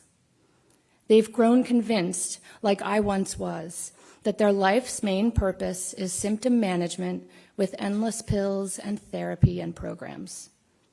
They are convinced the only way the depth of their pain can be seen, understood, and validated is through medicalizing it.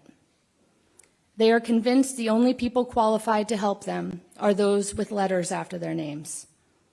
And when they've done all this, and their dysfunction and disability have only worsened, they're told this means their illness has progressed, that the reason their psychiatric treatments aren't helping is that their brain disease is just too far gone. This is a story of hopelessness, and it's a story that I and countless others have grown up believing in deeply. 50 years ago, the philosopher and social critic Ivan Illich warned of the deep harm caused when a culture becomes overly medicalized. What he called cultural iatrogenesis occurs when health professions inadvertently, quote, destroy the potential of people to deal with their human weakness, vulnerability, and uniqueness in a personal and autonomous way, end quote. We are now living with these consequences. Tens of millions of Americans are convinced that their suffering is a sign that they are permanently broken, rather than a signal about the world they're trying to live in.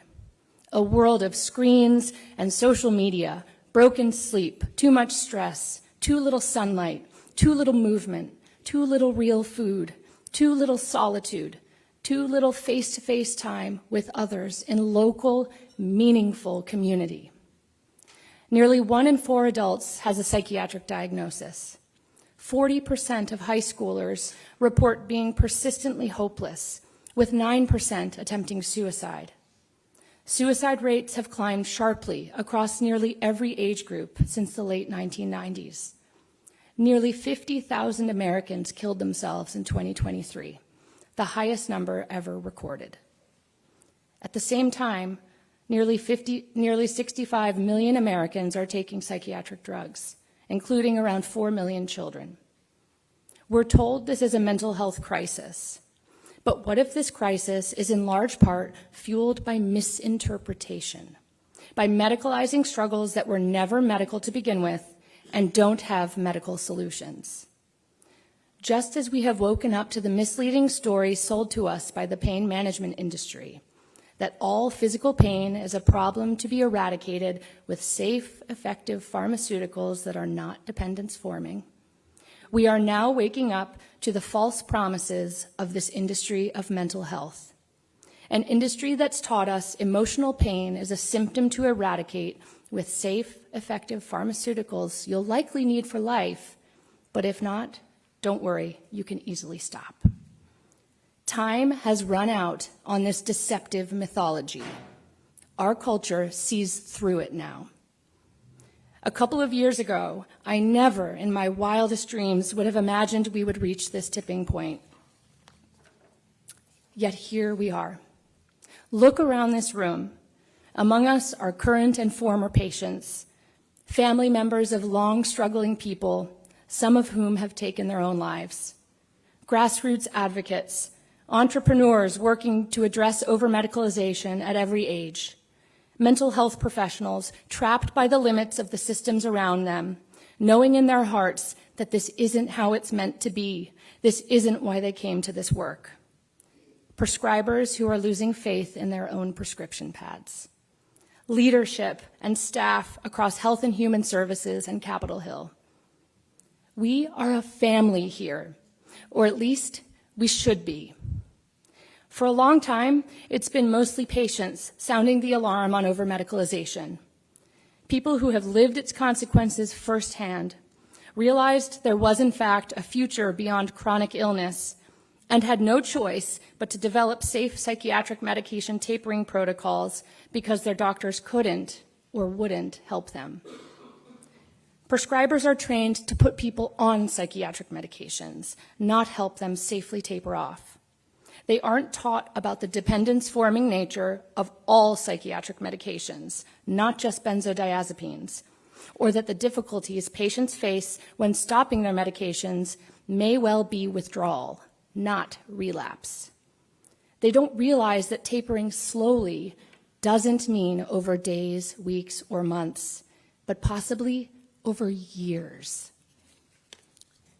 Patients had no choice but to develop the world's safest tapering protocols for themselves and build online communities to share them freely with one another because there was nowhere else to turn for reliable information. It's why I founded Intercompass Initiative. Thank goodness this is now changing. Prescribers and mental health professionals are realizing that they, like us patients, have been misled by the quick fix promises of the industry they work in.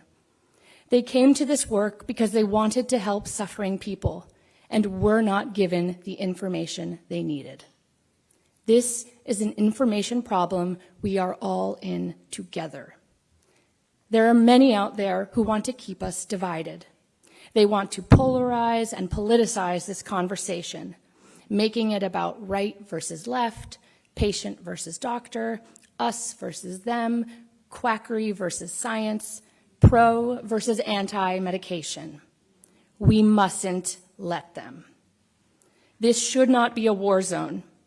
This should be a community table where we come together to learn from one another and embrace vulnerability, humility, and curiosity, working together to once and for all address this national crisis.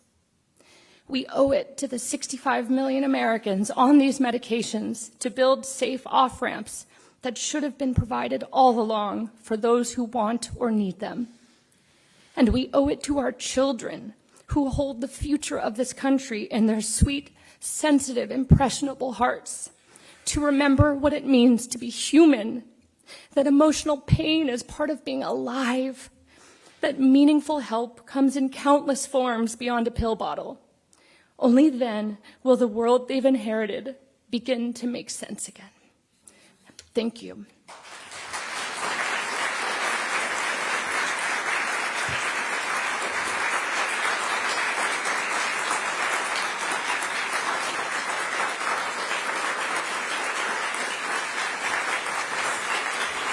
Thank you, everyone.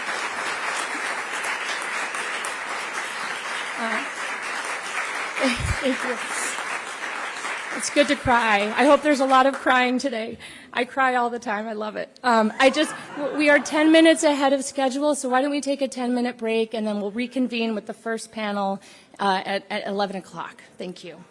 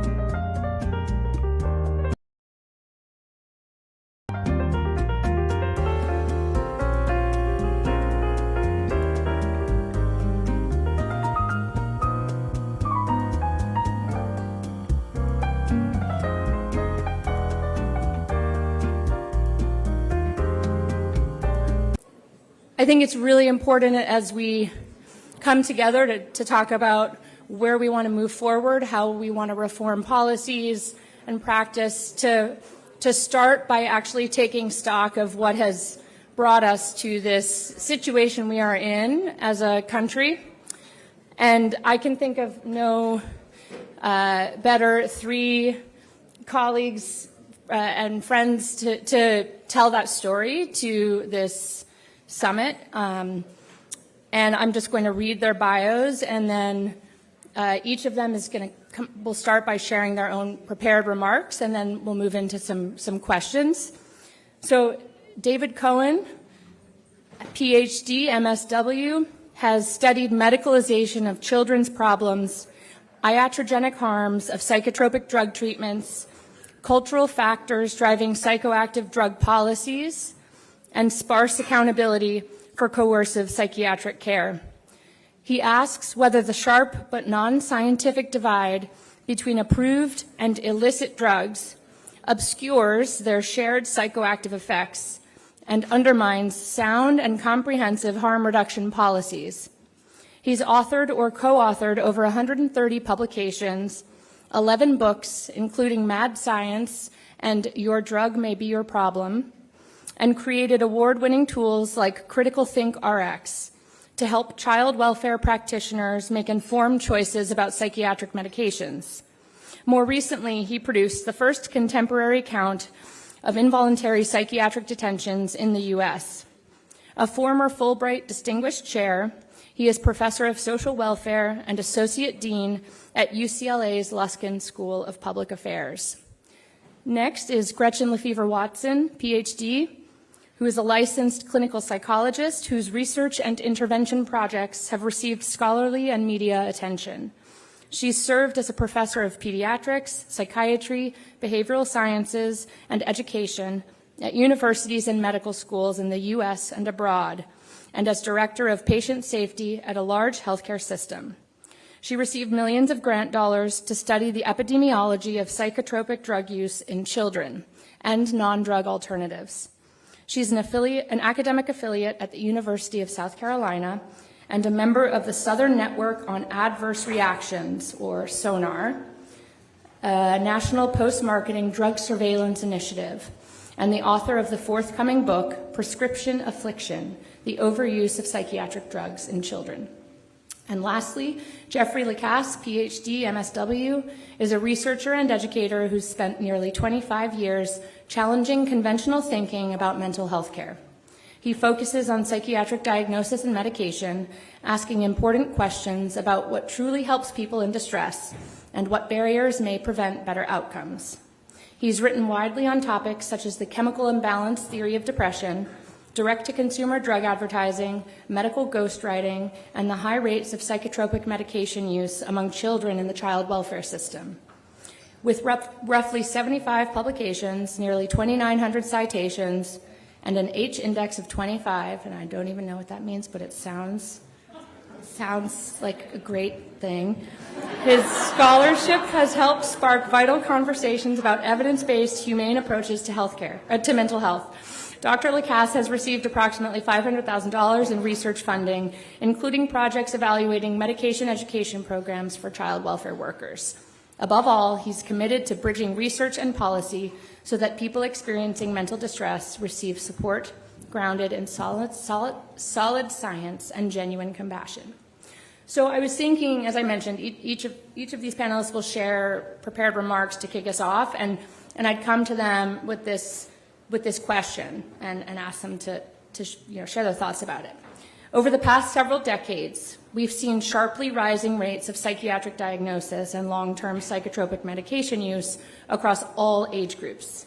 At the same time, many indicators of mental health outcomes, especially for children and young adults, have not improved and in some cases have worsened. Each of you has studied different pieces of this story. How did we get here? What are the key historical, institutional, and structural forces that have shaped today's dominant approach, and what have been the consequences? So David will kick us off. Thank you. Thank you very much. So It's an honor to be here and to succeed people who have, this morning we had a panel of exemplifying harm. That is the first outcome, really, of any system after it matures. It no longer works and it begins to hurt. So we saw that. So it's a piece of the puzzle that we'll have to put together, but that's what we got. We got tales, narratives of harm. People get hurt. They don't just get help. All healers know. First, do no harm. It's there. So we heard it. That's part of the picture. The second picture is the drug industry. We got this amazing speech from Mark Gordon, straight out. This is it. That's what it's about. So we don't have to put it together now, but it's a data point. We'll assemble it eventually. So I'm delighted to follow that. I just want to give you a little historical background for the U.S., but elsewhere. As Laura defined it, but maybe more, medicalization means to define a problem that's looked at from a social point of view, a moral point of view. What do I do? How do I live without hurting others? If I'm in conflict with them, for example, my family, for example. A legal problem. How do I live in this society according to the laws and public order? An existential problem. What does it mean for me to be me? An interpersonal problem. How do I get along with these people whom I depend on, who depend on me, etc. We look at these kinds of problems and we reframe them or define them as a medical problem. And therefore we look for or we use medical means like diagnoses, treatments, public health methods to address this problem. That's what medicalization means. And it starts about 400 years ago in the West, as it moves from an age of faith to an age of science. We start to look for actual mechanisms behind unseen forces that ecclesiastical authorities tell us are the workings of the divine or the workings of spirits. And it kind of works for us because we seem to know more. It helps a bit better. And that's, for example, maybe one of the first examples of medicalization that many centuries ago was when we began to redefine people who had committed suicide from sinners to mad people. That is, people who were suffering from a disease that had robbed them of their free will. Why did we do that? Because we wanted to spare their cadavers from being mutilated and their families from having their goods confiscated because these suicidees had violated an important religious norm which made perfect sense at that time. In that way, we were bootlegging humanism. That is, we were promoting ideals of tolerance and acceptance of people under the guise of increasing medical knowledge. So we were promoting a sort of a technical fix to continue managing our social, legal, moral, ethical, religious problems in a different way. Medicalization has grown exponentially, of course, over now, let's get closer, 120 years. Then we were worried about a few insane or mad dependent people in some faraway asylums. Today, we're concerned about the health of the entire nation, the mental health of the whole country. We have a socio-political, psycho-bio-industrial medical complex with at least 2 million professionals in the workforce dedicated to identifying, like those children who get sent. Why? Someone asked, how did it start? Where did you go? Why were you sent to a doctor? Because that's just what we do. We have a workforce that identifies, looks for people to send them to these approved, credentialed experts. And every person on that panel this morning was provided with the most approved, conventional, credentialed help available. This is the norm today. So a couple of other figures, nearly half the U.S. population is going to meet criteria for a lifetime diagnosis of mental disorder. And more so, 65% of adults in a nationwide poll in 2024 reported concerns with their own or a family member's mental health, and 77% ranked mental health in the country as a major concern on par with the economy. So what does that mean? This is it. We are in the late advanced stage of medicalization in our society, where mental health framing into everyday life is just what it is. It's just, this is the way it is. We can't quite see that we've shifted into something from something else. We're deeply in it, and we are stuck in it for now. We have no other words to even speak of the concerns than mental health language. That recent explosion began in 1968 with the arrival of DSM-3, the third edition of the Diagnostic and Statistical Manual of Mental Disorders of the American Psychiatric Association. Overnight, DSM-3 dropped on the doorstep over 100 refurbished or brand new diagnoses: ADD, attention deficit disorder, borderline personality disorder, panic disorder, oppositional defiant disorder, that instantly, for different reasons that only historians can really well understand by taking into account the context of those times, that instantly they medicalize every challenge of human existence, as Laura Delano talked about. In other words, every struggle, every developmental challenge, every moral dilemma, every obsession, every distraction, every misbehavior became a mental health concern to be treated by mental health professionals. DSM proposed these low inference descriptive phrases, stripped of all context, as if they were talking about a piece of wood, stripped of all context that could give any complaint, any pain, any misbehavior, any meaning was gone, and said that they promised that if you group people in these categories, it would help us to discover how the people in the categories differed physiologically from the people outside the categories, to discover the physiological basis, because after all, these were diseases. So we need a way to find what are their physiological causes.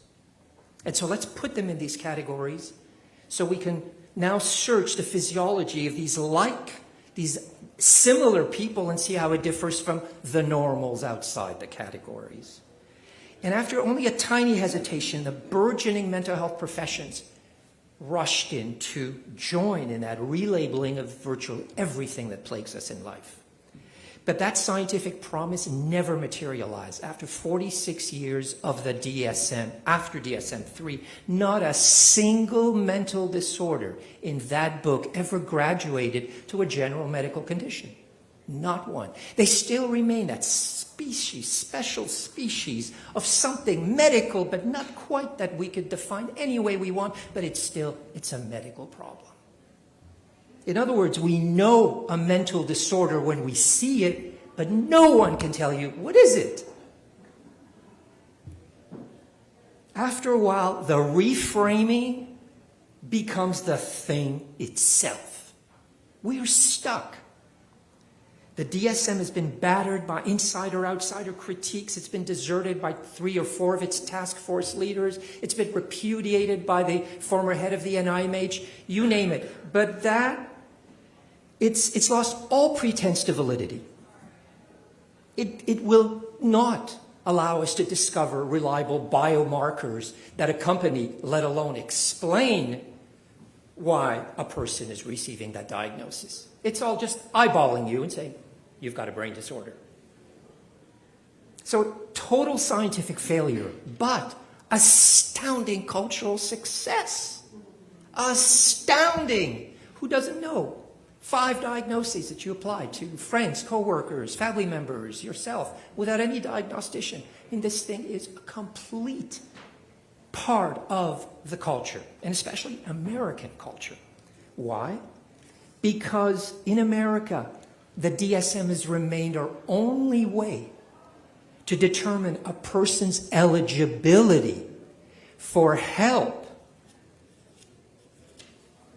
using public funds or third-party reimbursement during times of distress or misbehavior. Asking for help, being a resident or a citizen, just won't do it.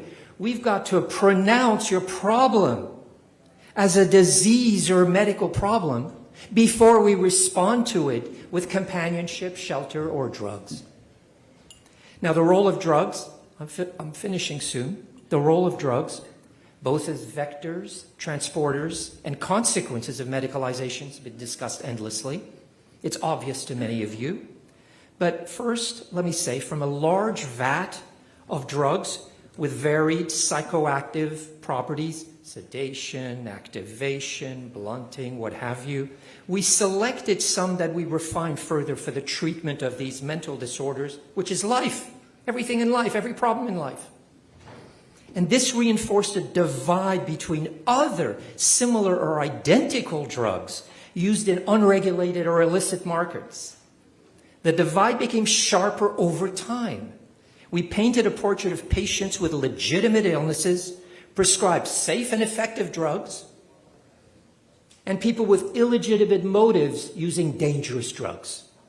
We went to every length to uplift prescribed psychoactive drugs as conventional medical remedies, neutral, standardized, no whiff of undesirable psychoactive effect, no dependence, no withdrawal, certainly no pleasurable properties that might lead you to divert them or anything like that, just guided missiles to malfunctioning brains. And the more we emphasize that imagery with each new crop of prescribed sedatives and stimulants and soon-to-be hallucinogens, the more we had to medicalize what was being medicated. And I believe that goes a really long way to explain that absolutely unwavering commitment in biological psychiatry to view any personal problem that doesn't remit easily as a serious biological disease. That's over-medicalization. Thank you.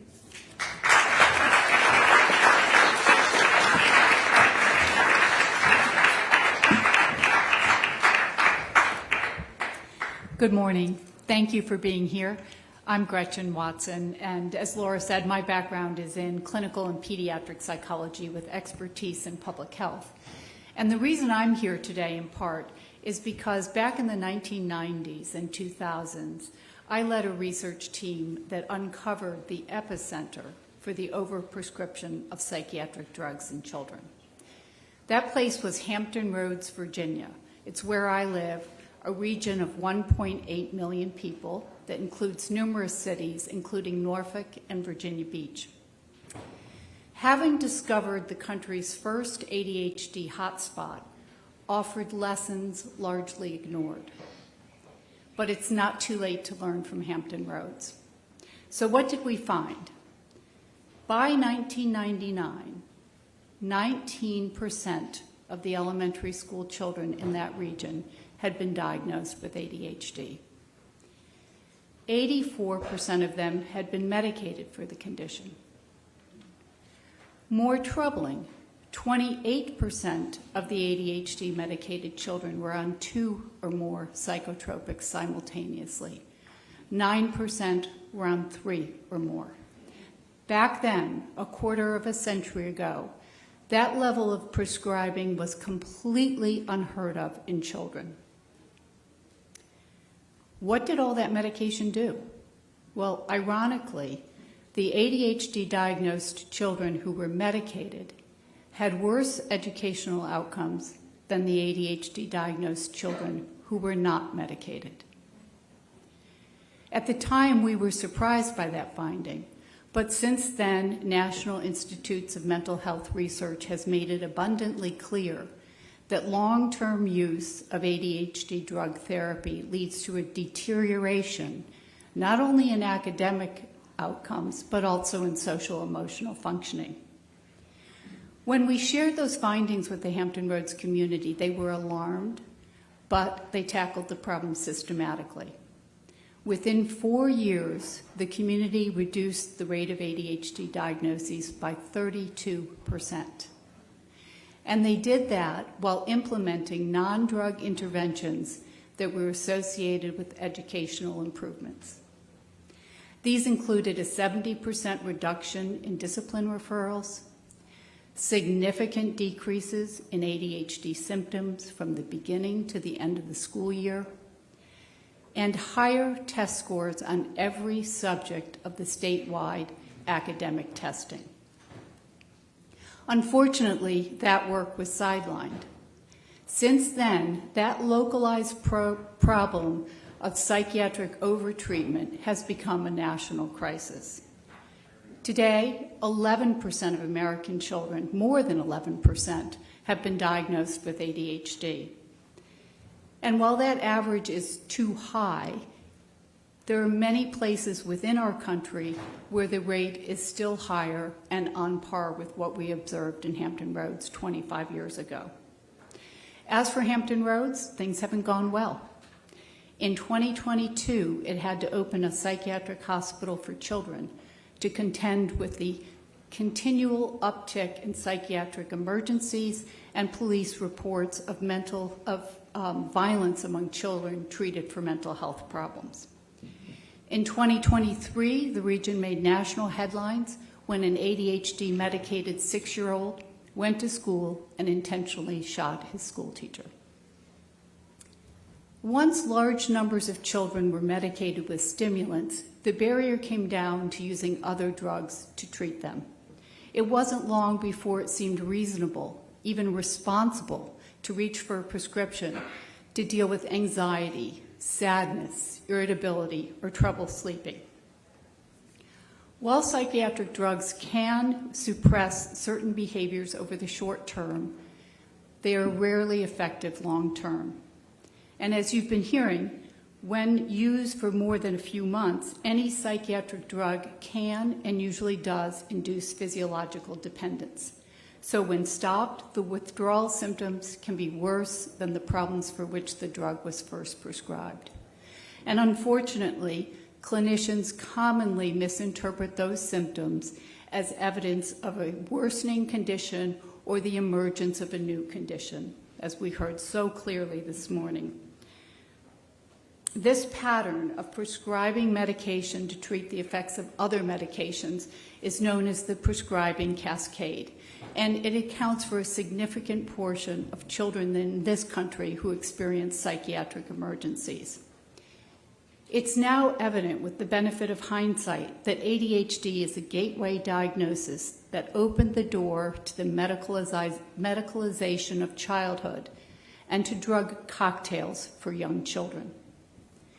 By 2015, more than 40% of ADHD diagnosed children in this country between the ages of 2 and 24 were taking multiple psychiatric drugs. That's according to pediatrics. In addition to stimulants, their drug combinations often included antidepressants and antipsychotics. Antidepressants, as we've heard, increase the risk of interference with sexual development. They also increase the risk of suicide.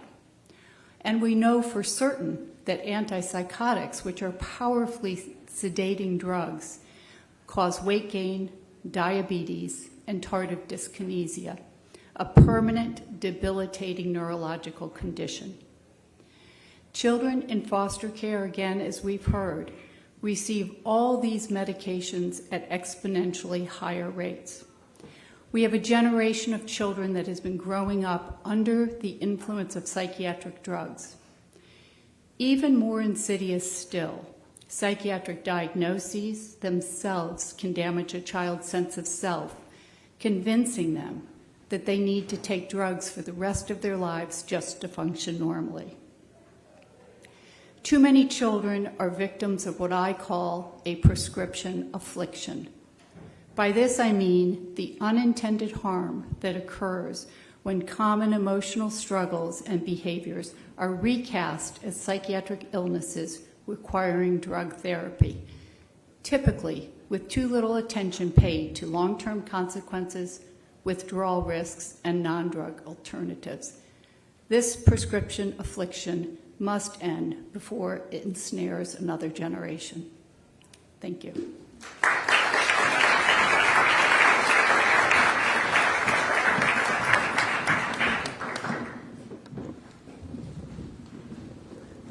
Good morning. I'm Jeff Lacasse. I'm a research fellow at the Intercompass Institute and an associate professor at Florida State University. I've been obsessed with the idea of chemical imbalance, which came up through both Cam and Lauren, for about 26 years. And I'm hopeful you won't find my obsession to be worthy of being medicalized, because I've been truly obsessed with this idea. I might have had some friends and romantic partners that thought I was a little too obsessed with the idea of chemical imbalance. Following DSM-3, which David Cohen mentioned and talked about so well, the other idea that paired with this to really send us down a road of full-blown medicalization, in my opinion, is this idea of chemical imbalance. And one of the chief events that fueled that will be the FDA approval and release of the drug Prozac. And if you're Gen X or older, you probably remember that vividly. If you're not, I'm going to just describe that context a little bit for you. In 1989, when Prozac was approved and then marketed, we didn't have direct-to-consumer advertising yet, but it was marketed to physicians, obviously, so they would prescribe it.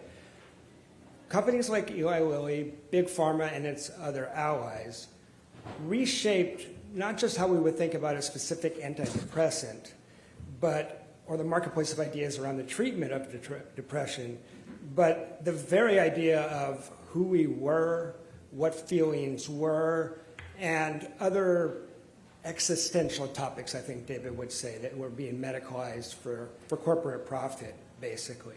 And importantly, Prozac was not just marketed as a psychoactive medication that might help your symptoms of depression or improve your quality of life to some degree. It was importantly marketed as a drug that would correct a known chemical imbalance in your brain. Now, and Cam and Lauren spoke so capably about this, but if I was sitting across from a person in a white coat with an MD that told me I had something wrong with my brain chemistry, and they had the remedy, I think I would have to be crazy to not at least strongly consider that.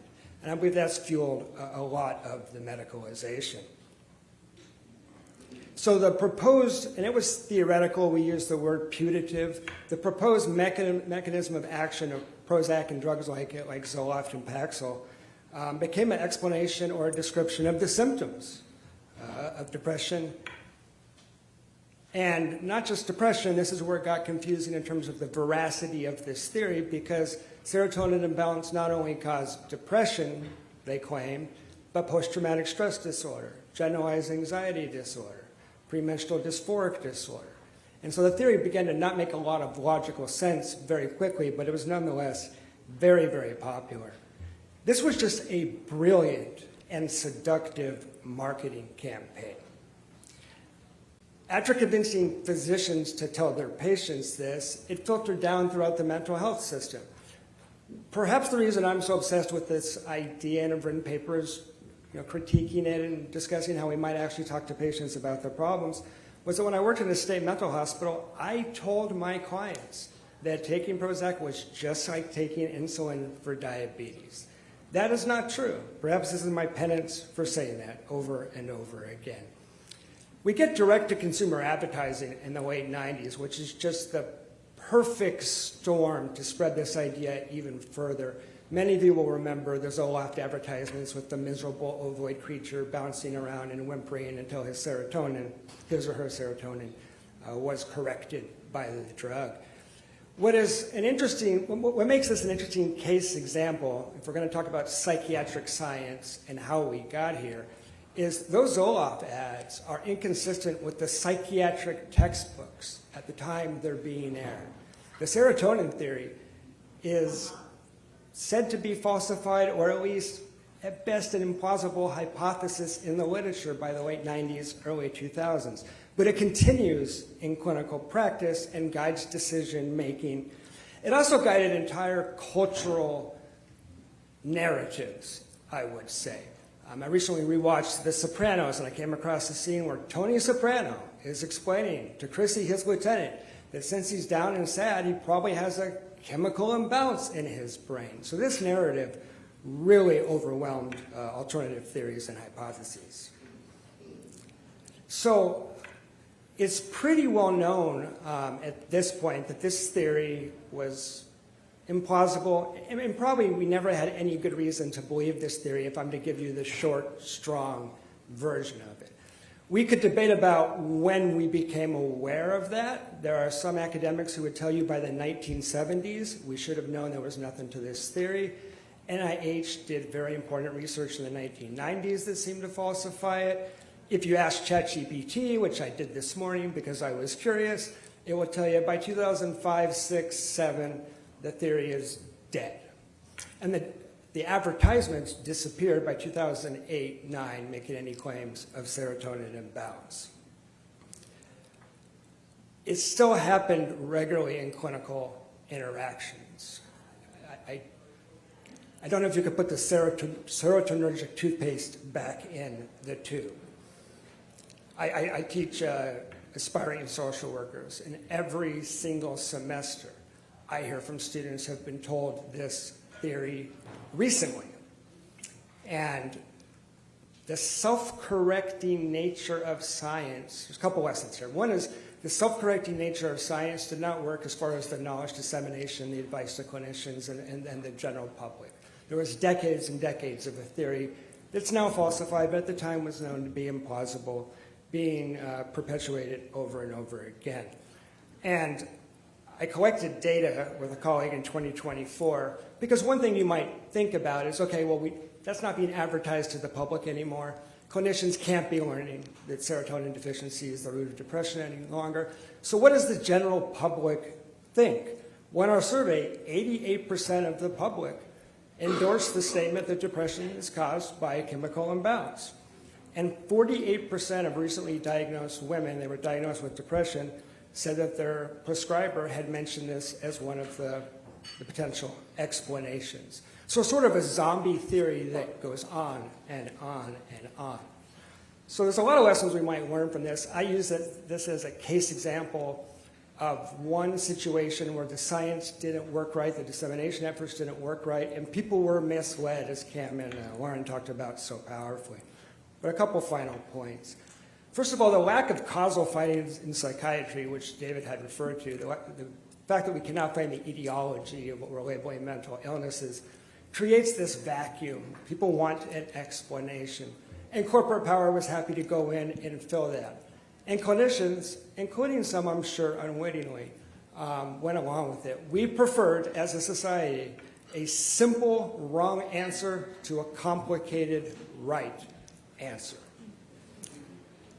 The other thing I think this raises for us is I've focused on one issue. I think it's a huge one, the chemical imbalance issue.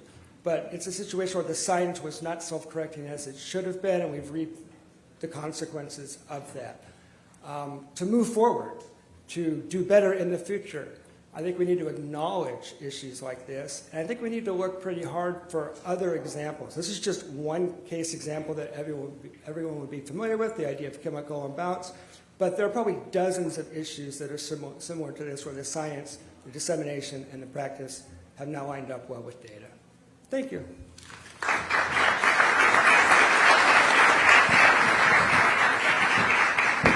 Thank you, David, Gretchen, and Jeff.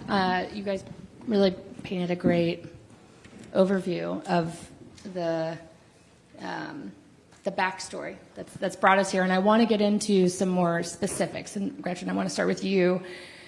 So, of course, there's widespread concern about this mental health crisis among youth in our country.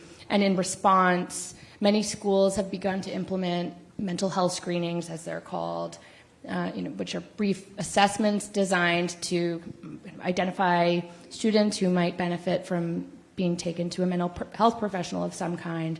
And last year, Illinois actually passed a law mandating universal screenings in all public schools for grades K to 12. And I know you have concerns about these screenings, and I'd like to ask you to explain what your concerns are. Thank you. I want to grab a mic. Yeah. Okay, thanks. Well, at first glance, screening sounds like a great idea. But since 1968, when the World Health Organization published its first report on screening, which is now seminal, and ever since, leading experts have recognized that the idea of early detection and treatment sounds simple, but is actually incredibly complex. It easily causes more harm than good. And universal mental health screening is absolutely no exception. And it's actually not only ineffective, it's proving harmful. And that makes sense because it violates two of the core, fundamental, and indisputable principles of screening. First, to screen a condition, the condition must be valid and reliably diagnosable. Psychiatric diagnoses fail miserably on both of those counts, as we've heard.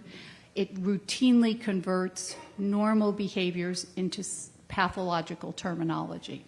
On that basis alone, the idea of universal screenings is troublesome. But the second core principle is that when you screen, the treatment must be readily available. And it's not. The American Psychological Association and the American Psychiatric Association have both warned that the demand for child services already far exceeds the number of available clinicians to provide that kind of treatment. Families are facing long wait lists or no treatment at all. And this is caused in part by universal screenings, which are happening in a third of American schools now. And if we continue down this path, it will only get worse. Yet, in pediatric practices across the country and emergency departments across the country, children are routinely being screened. Parents are asked to step out of the exam room, where their children are, sometimes as young as 8, are asked these leading questions about suicide, and I think it's important that you actually hear them. 1, in the past few weeks, have you wished you were dead? 2, in the past few weeks, have you felt that you or your family would be better off if you were dead? 3, in the past week, have you been having thoughts about killing yourself? 4, have you ever tried to kill yourself? If yes, how? When? 5, are you having thoughts of killing yourself right now? If yes, please describe. Those self-harm questions are incorporated in universal school-based mental health screenings, along with questions about anxiety and depression and general mental health. So let me read to you some of the general mental health questions. How often have you felt that you have something important to contribute to society? What strategies have you found helpful in managing your mental health? Now, as an 8-year-old, how would you have answered those questions? How about at 13? I can assure you as a young student, I was not thinking about my contribution to society, nor about managing my mental health. And I don't think it's really healthy to be asking young children to think in those terms.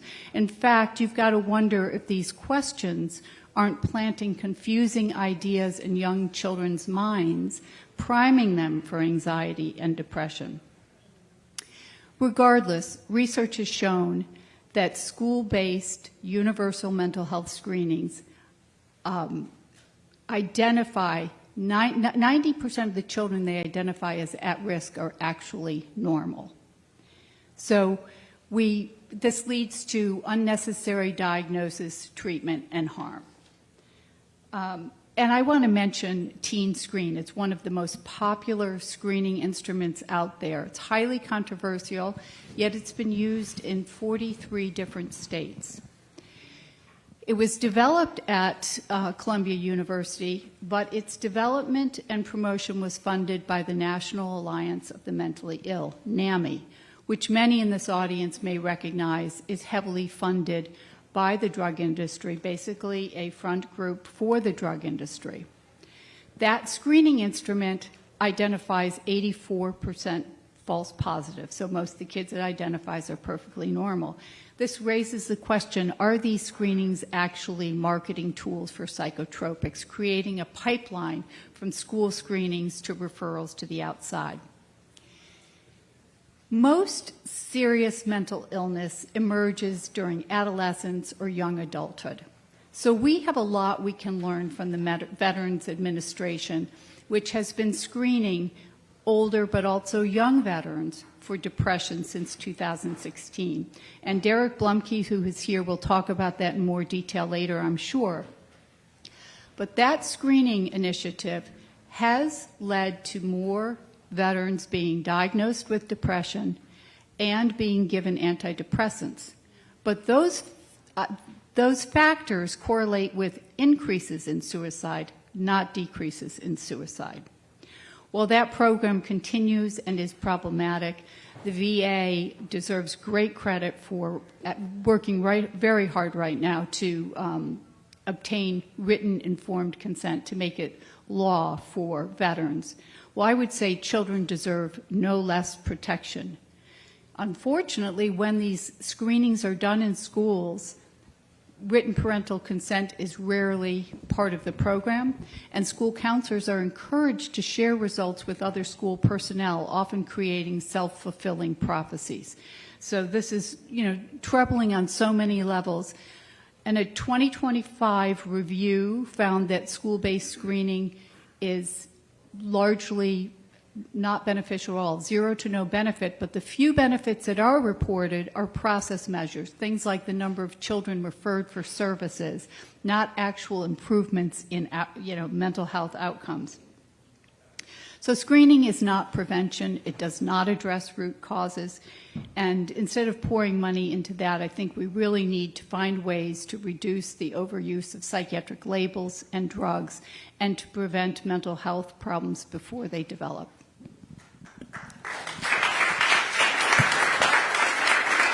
Thank you, Gretchen. Jeff, is there anything you want to add? Yeah, quickly. I think we need to realize that diagnosis and treatment are not always automatically and unmitigated good. They're often used as proxy measures for something positive. It's way more complicated than that. We also need to acknowledge the bias in the system overall, and this is whether it's the media, the mental health system, just the general narratives around mental health care. Positive outcomes are overemphasized and sometimes exaggerated.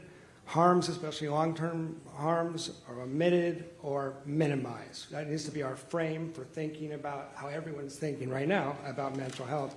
But following up on what Gretchen said about the screening, I just want to talk about diagnosis for 1 second. After the kid is screened and sent to a clinician, then they then will use the DSM to diagnose that child. And the first panel, which I found so compelling and touching, their stories are not idiosyncratic in that mental health diagnosis is highly subjective. It's rare, statistically, that independent clinicians will agree on a diagnosis for the same client. We have not been able to solve that problem. And Gretchen mentioned root causes. A couple examples for you. A child could live in a home where the parents get drunk and fight till 3 in the morning every night, and they can still be diagnosed with ADHD. The DSM does not preclude that. You could eat a diet that consists only of Taco Bell, and that will not be part of the DSM process. Now, there are good clinicians, that we have some in the room, that would think about these things and ask about these things, but psychosocial clinicians especially are not trained to think about diet, exercise. You could use social media 14 hours a day, and that's not going to be part of the formal DSM assessment. So once they've been screened, sent to be assessed, I know there are good clinicians out there, but as someone who teaches this process to students, I worry that that is a non-holistic, non-integrative diagnostic system we're using. Thanks, Jeff. I want to move to the research side of things. And David, the federal government, through NIMH, for example, has funded a number of studies evaluating the effectiveness of different psychiatric drug treatments. Have these studies contributed valuable knowledge in your estimation, or have they ended up actually playing a part in this overmedicalization crisis? The federal government certainly has been involved in funding evaluation studies of drugs, and, riffing off of Gretchen's point about the children, one of the famous studies I'm thinking of now is the MTA, multimodal treatment of ADHD study. Starts in 1992 and ends up almost a dozen years later with long follow-ups. Very interesting study. And the issue here is what is measured, what is considered to be what we pay attention to as a primary outcome, how is it measured, and then how is it reported later on. And maybe what is the role of the funder of the study possibly to kind of rein in or check what is said about the study. But essentially they enroll 500 children, they put them into 4 groups, randomly assign them to a ADHD, to a medication, stimulant medication. I believe at the time it was Ritalin, methylphenidate, and then a behavioral treatment group, and then a group that has behavioral and drugs, and then a usual treatment group, and they follow them for 14 months. Guess what? At the end of the first 14 months, the medication group has had the ADHD core symptoms and attentiveness, hyperactivity reduced. They were also measuring more social domains, academic functioning, parent-child relations. And when they looked at those outcomes, the behaviorally treated group was doing better. But because the study was proposed as really with the primary measure being the treatment of ADHD, so the symptoms, well, the takeaway headline was ADHD medication is a potent reducer of ADHD symptoms. And the rest sort of fell by the wayside a little bit. And then you had follow-ups 2 years later, 3 to 4 years later, up until the kids went into adulthood. By then, all differences between groups had vanished. Whether you'd been assigned a drug to begin with, or you were in behavioral treatment, or just usual treatment in the community, whatever that meant, it's just outside the study, you were really kind of doing the same, with the only difference, the kids who had started on the medication were about half an inch shorter. So that was really sort of the trace of it all. But what happens when you look at what the MTA really did? If you look at if you look it up on ChatGPT or Grok, you'll see that, it really confirmed for a generation of practitioners that stimulant medication reduces ADHD symptoms. And the other problems, the long-term outcomes, the child-parent relationships, the hostility, we find that those in the study, they were all associated with, what was the kind of social context you were growing in, and what kind of how severe was this problem when you began in the study. Those things just did not take, it wasn't so important to discuss them because, again, the study was presented as treatment of symptoms. And so that's kind of a takeaway message. I'm thinking of another one, more recent, but bigger, and that was the STAR-D study, part of a triad of major drug effectiveness, real-world interventions funded by the National Institute of Mental Health, looking at antipsychotics, SSRI antidepressants, and the bevy of different drugs we use for bipolar disorder. And if we focus on that STAR-D study, again, a study, they take 4,000 people recruited from general medical clinics, psychiatric clinics, and they bring them, and no control groups, we're going to submit them to a series of successive, sequenced alternatives of treatments to relieve depression, STAR-D, and expecting that the first wave would fail. And the first drug was citalopram, Celexa. That was the first wave. They put in 3,000 people. The findings first came out in 2006. And they showed out of those 3,000 people who entered that first 14-week, 84 days or so wave, only 27% had a remission. And then the rest of them were some who did not remit and so forth, went on to other waves with other drugs. 5 other drugs were all tried. On and on and on until they went through the end of the study. everything kind of went wrong with that study because the researchers began to deviate from the proposed protocol that they had, that was funded by the NIMH. And they kind of changed the rating instrument they said they would use to make it easier for people who had not remitted to be considered remitters. That is, who were responding positively to their medication. Now, they had a whole bevy of symptoms that were left over. So everything was kind of changed. And then because of the obtuse design and the complex study, people going from one phase to another, with many dropping out, remitting, responding, relapsing, going into another phase, it became very complicated. So every time they went on, fewer and fewer people were getting better, as you can imagine, after 4 waves of treatment. But then when they published the study, the first findings of the wave, again, 2006, they say there's a theoretical cumulative remission rate of 70%, 70%, which made it look like, well, that's totally on par with any medical treatment out there for any condition. 70%, that's pretty darn good. And that's what left over, reported repeatedly, no later than a year ago in the New York Times, in a lead paper in the New York Times, repeating the 70% effectiveness rate for SSRIs. But there were reanalyses that were done shortly after. But no one cared about those because the first findings were, if you keep trying, it works 70% of the time. That's what people took away from it. In reality, only 3% of the 4,000 people did not drop out of the study, remitted, and stayed better for the year. 3%. So when you put a good spin on it, it's up to 15%, and recently people say, well, maybe 35%. But in a whole generation of psychiatrists, they were trained to say, this is the standard for treating treatment-resistant depression. Keep trying successively, it'll work 70% of the time. And so that's where you get this lots of money going in to fund a study. The elite of psychopharmacology in the United States. You know, how could you say these findings are strange? Or we need much more independent analyses in studies that are going to have such scale, such impact. We need independent analyses.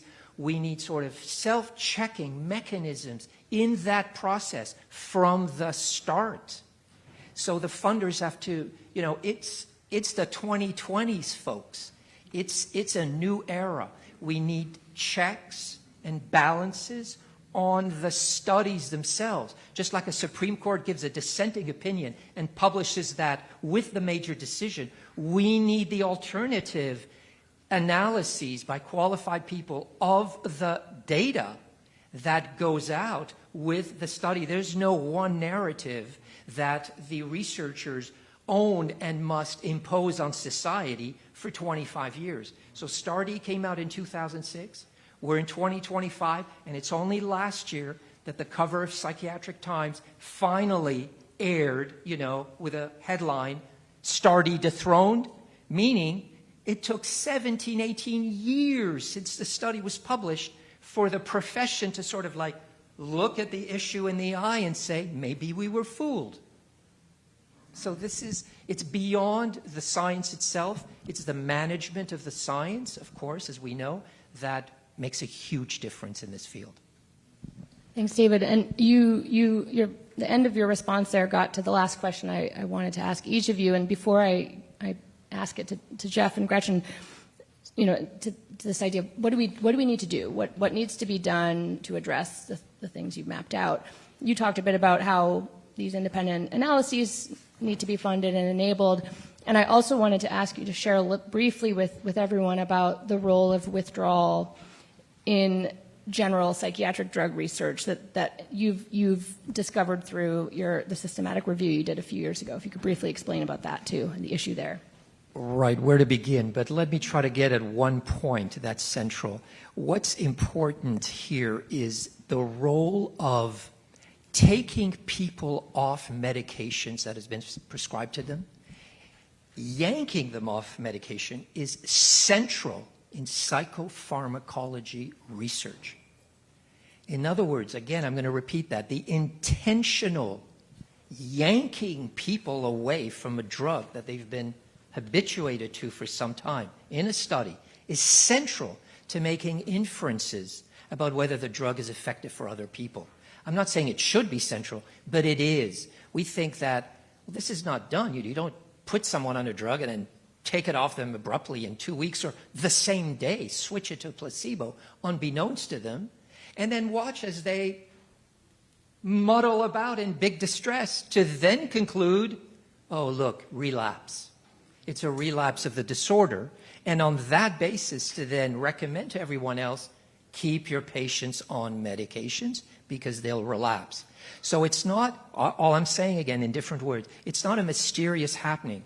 Studies sponsored by the pharmaceutical industry and other entities and approved by the FDA use the withdrawal, usually abrupt, as a central feature of the design of the studies. They know it could be withdrawal. They have instruments to measure withdrawal, but they always conclude, 90% of the time, it's relapse.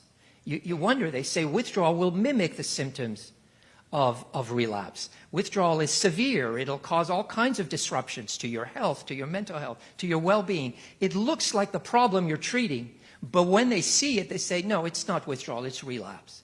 In other words, it's central for the industry to continue to say that the drugs are useful because they use removing people from the drugs as a central feature. And not only that, in the clinic now, forget the studies, then that's the darker side is now withdrawal is exploited in another way. In the clinic with your patients, you're going to say, no, it's not withdrawal. Withdrawal couldn't do that. In other words, we use withdrawal as a central feature to understand the effects of drugs. But when people are reporting to us, here's what it's doing to me, many professionals will respond, withdrawal has nothing to do with this. So it's this double-edged problem that hits the patients on medications. Thanks for explaining that, David.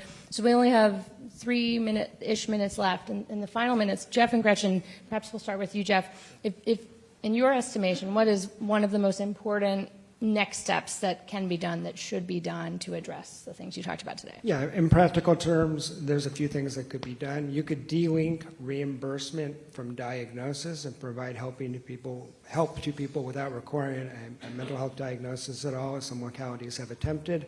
Also, you could integrate a stepped care model, which is the norm in many fields of medicine, such as orthopedics, where you slowly increase the intensity of the interventions and try to make them as uninvasive as possible.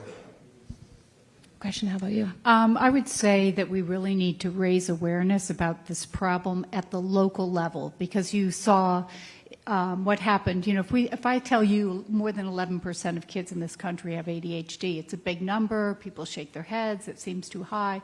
But when you know what the numbers are for your own community, it suddenly matters to you differently.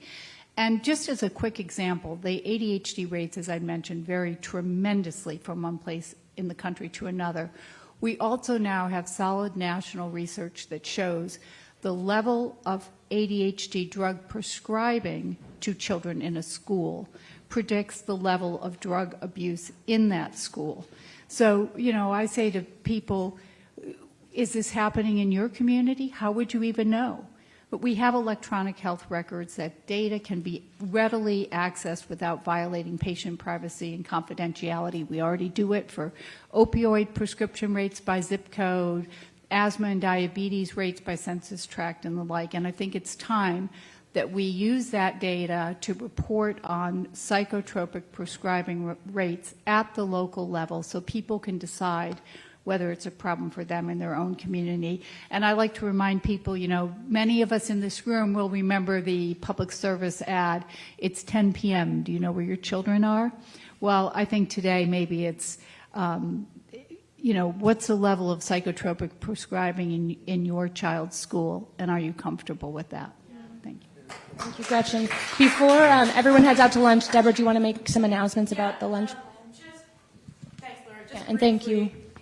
Do you want to wrap? Okay. I just want to say that we're going to break for lunch now, and as we break for lunch, you'll need to take everything out of the room with you. You cannot leave any bags. On the way back in, because Secretary Kennedy is joining us for the second part of the program, we will have to have everyone go through a metal detector, and only registered guests will be allowed back in. You'll have to have both your badge, so please don't forget your badge, and an ID card. And you will have to check your bags as well before re-entering the room. I also wanted to mention, because of that, it's probably wise to return at around 12:30, 12:45. I know that doesn't give us a lot of time. Bree put together a list of kind of grab-and-go lunch options pretty close by. There's Café du Parc right in the Willard Hotel. So hopefully you'll find something that is easy and quick, but I highly encourage everyone to come back by 12:30, 12:45, latest. Thank you so much.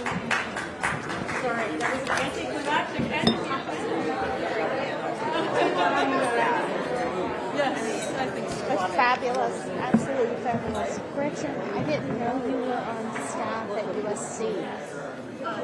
So, And very good job. You have a handout for the thing.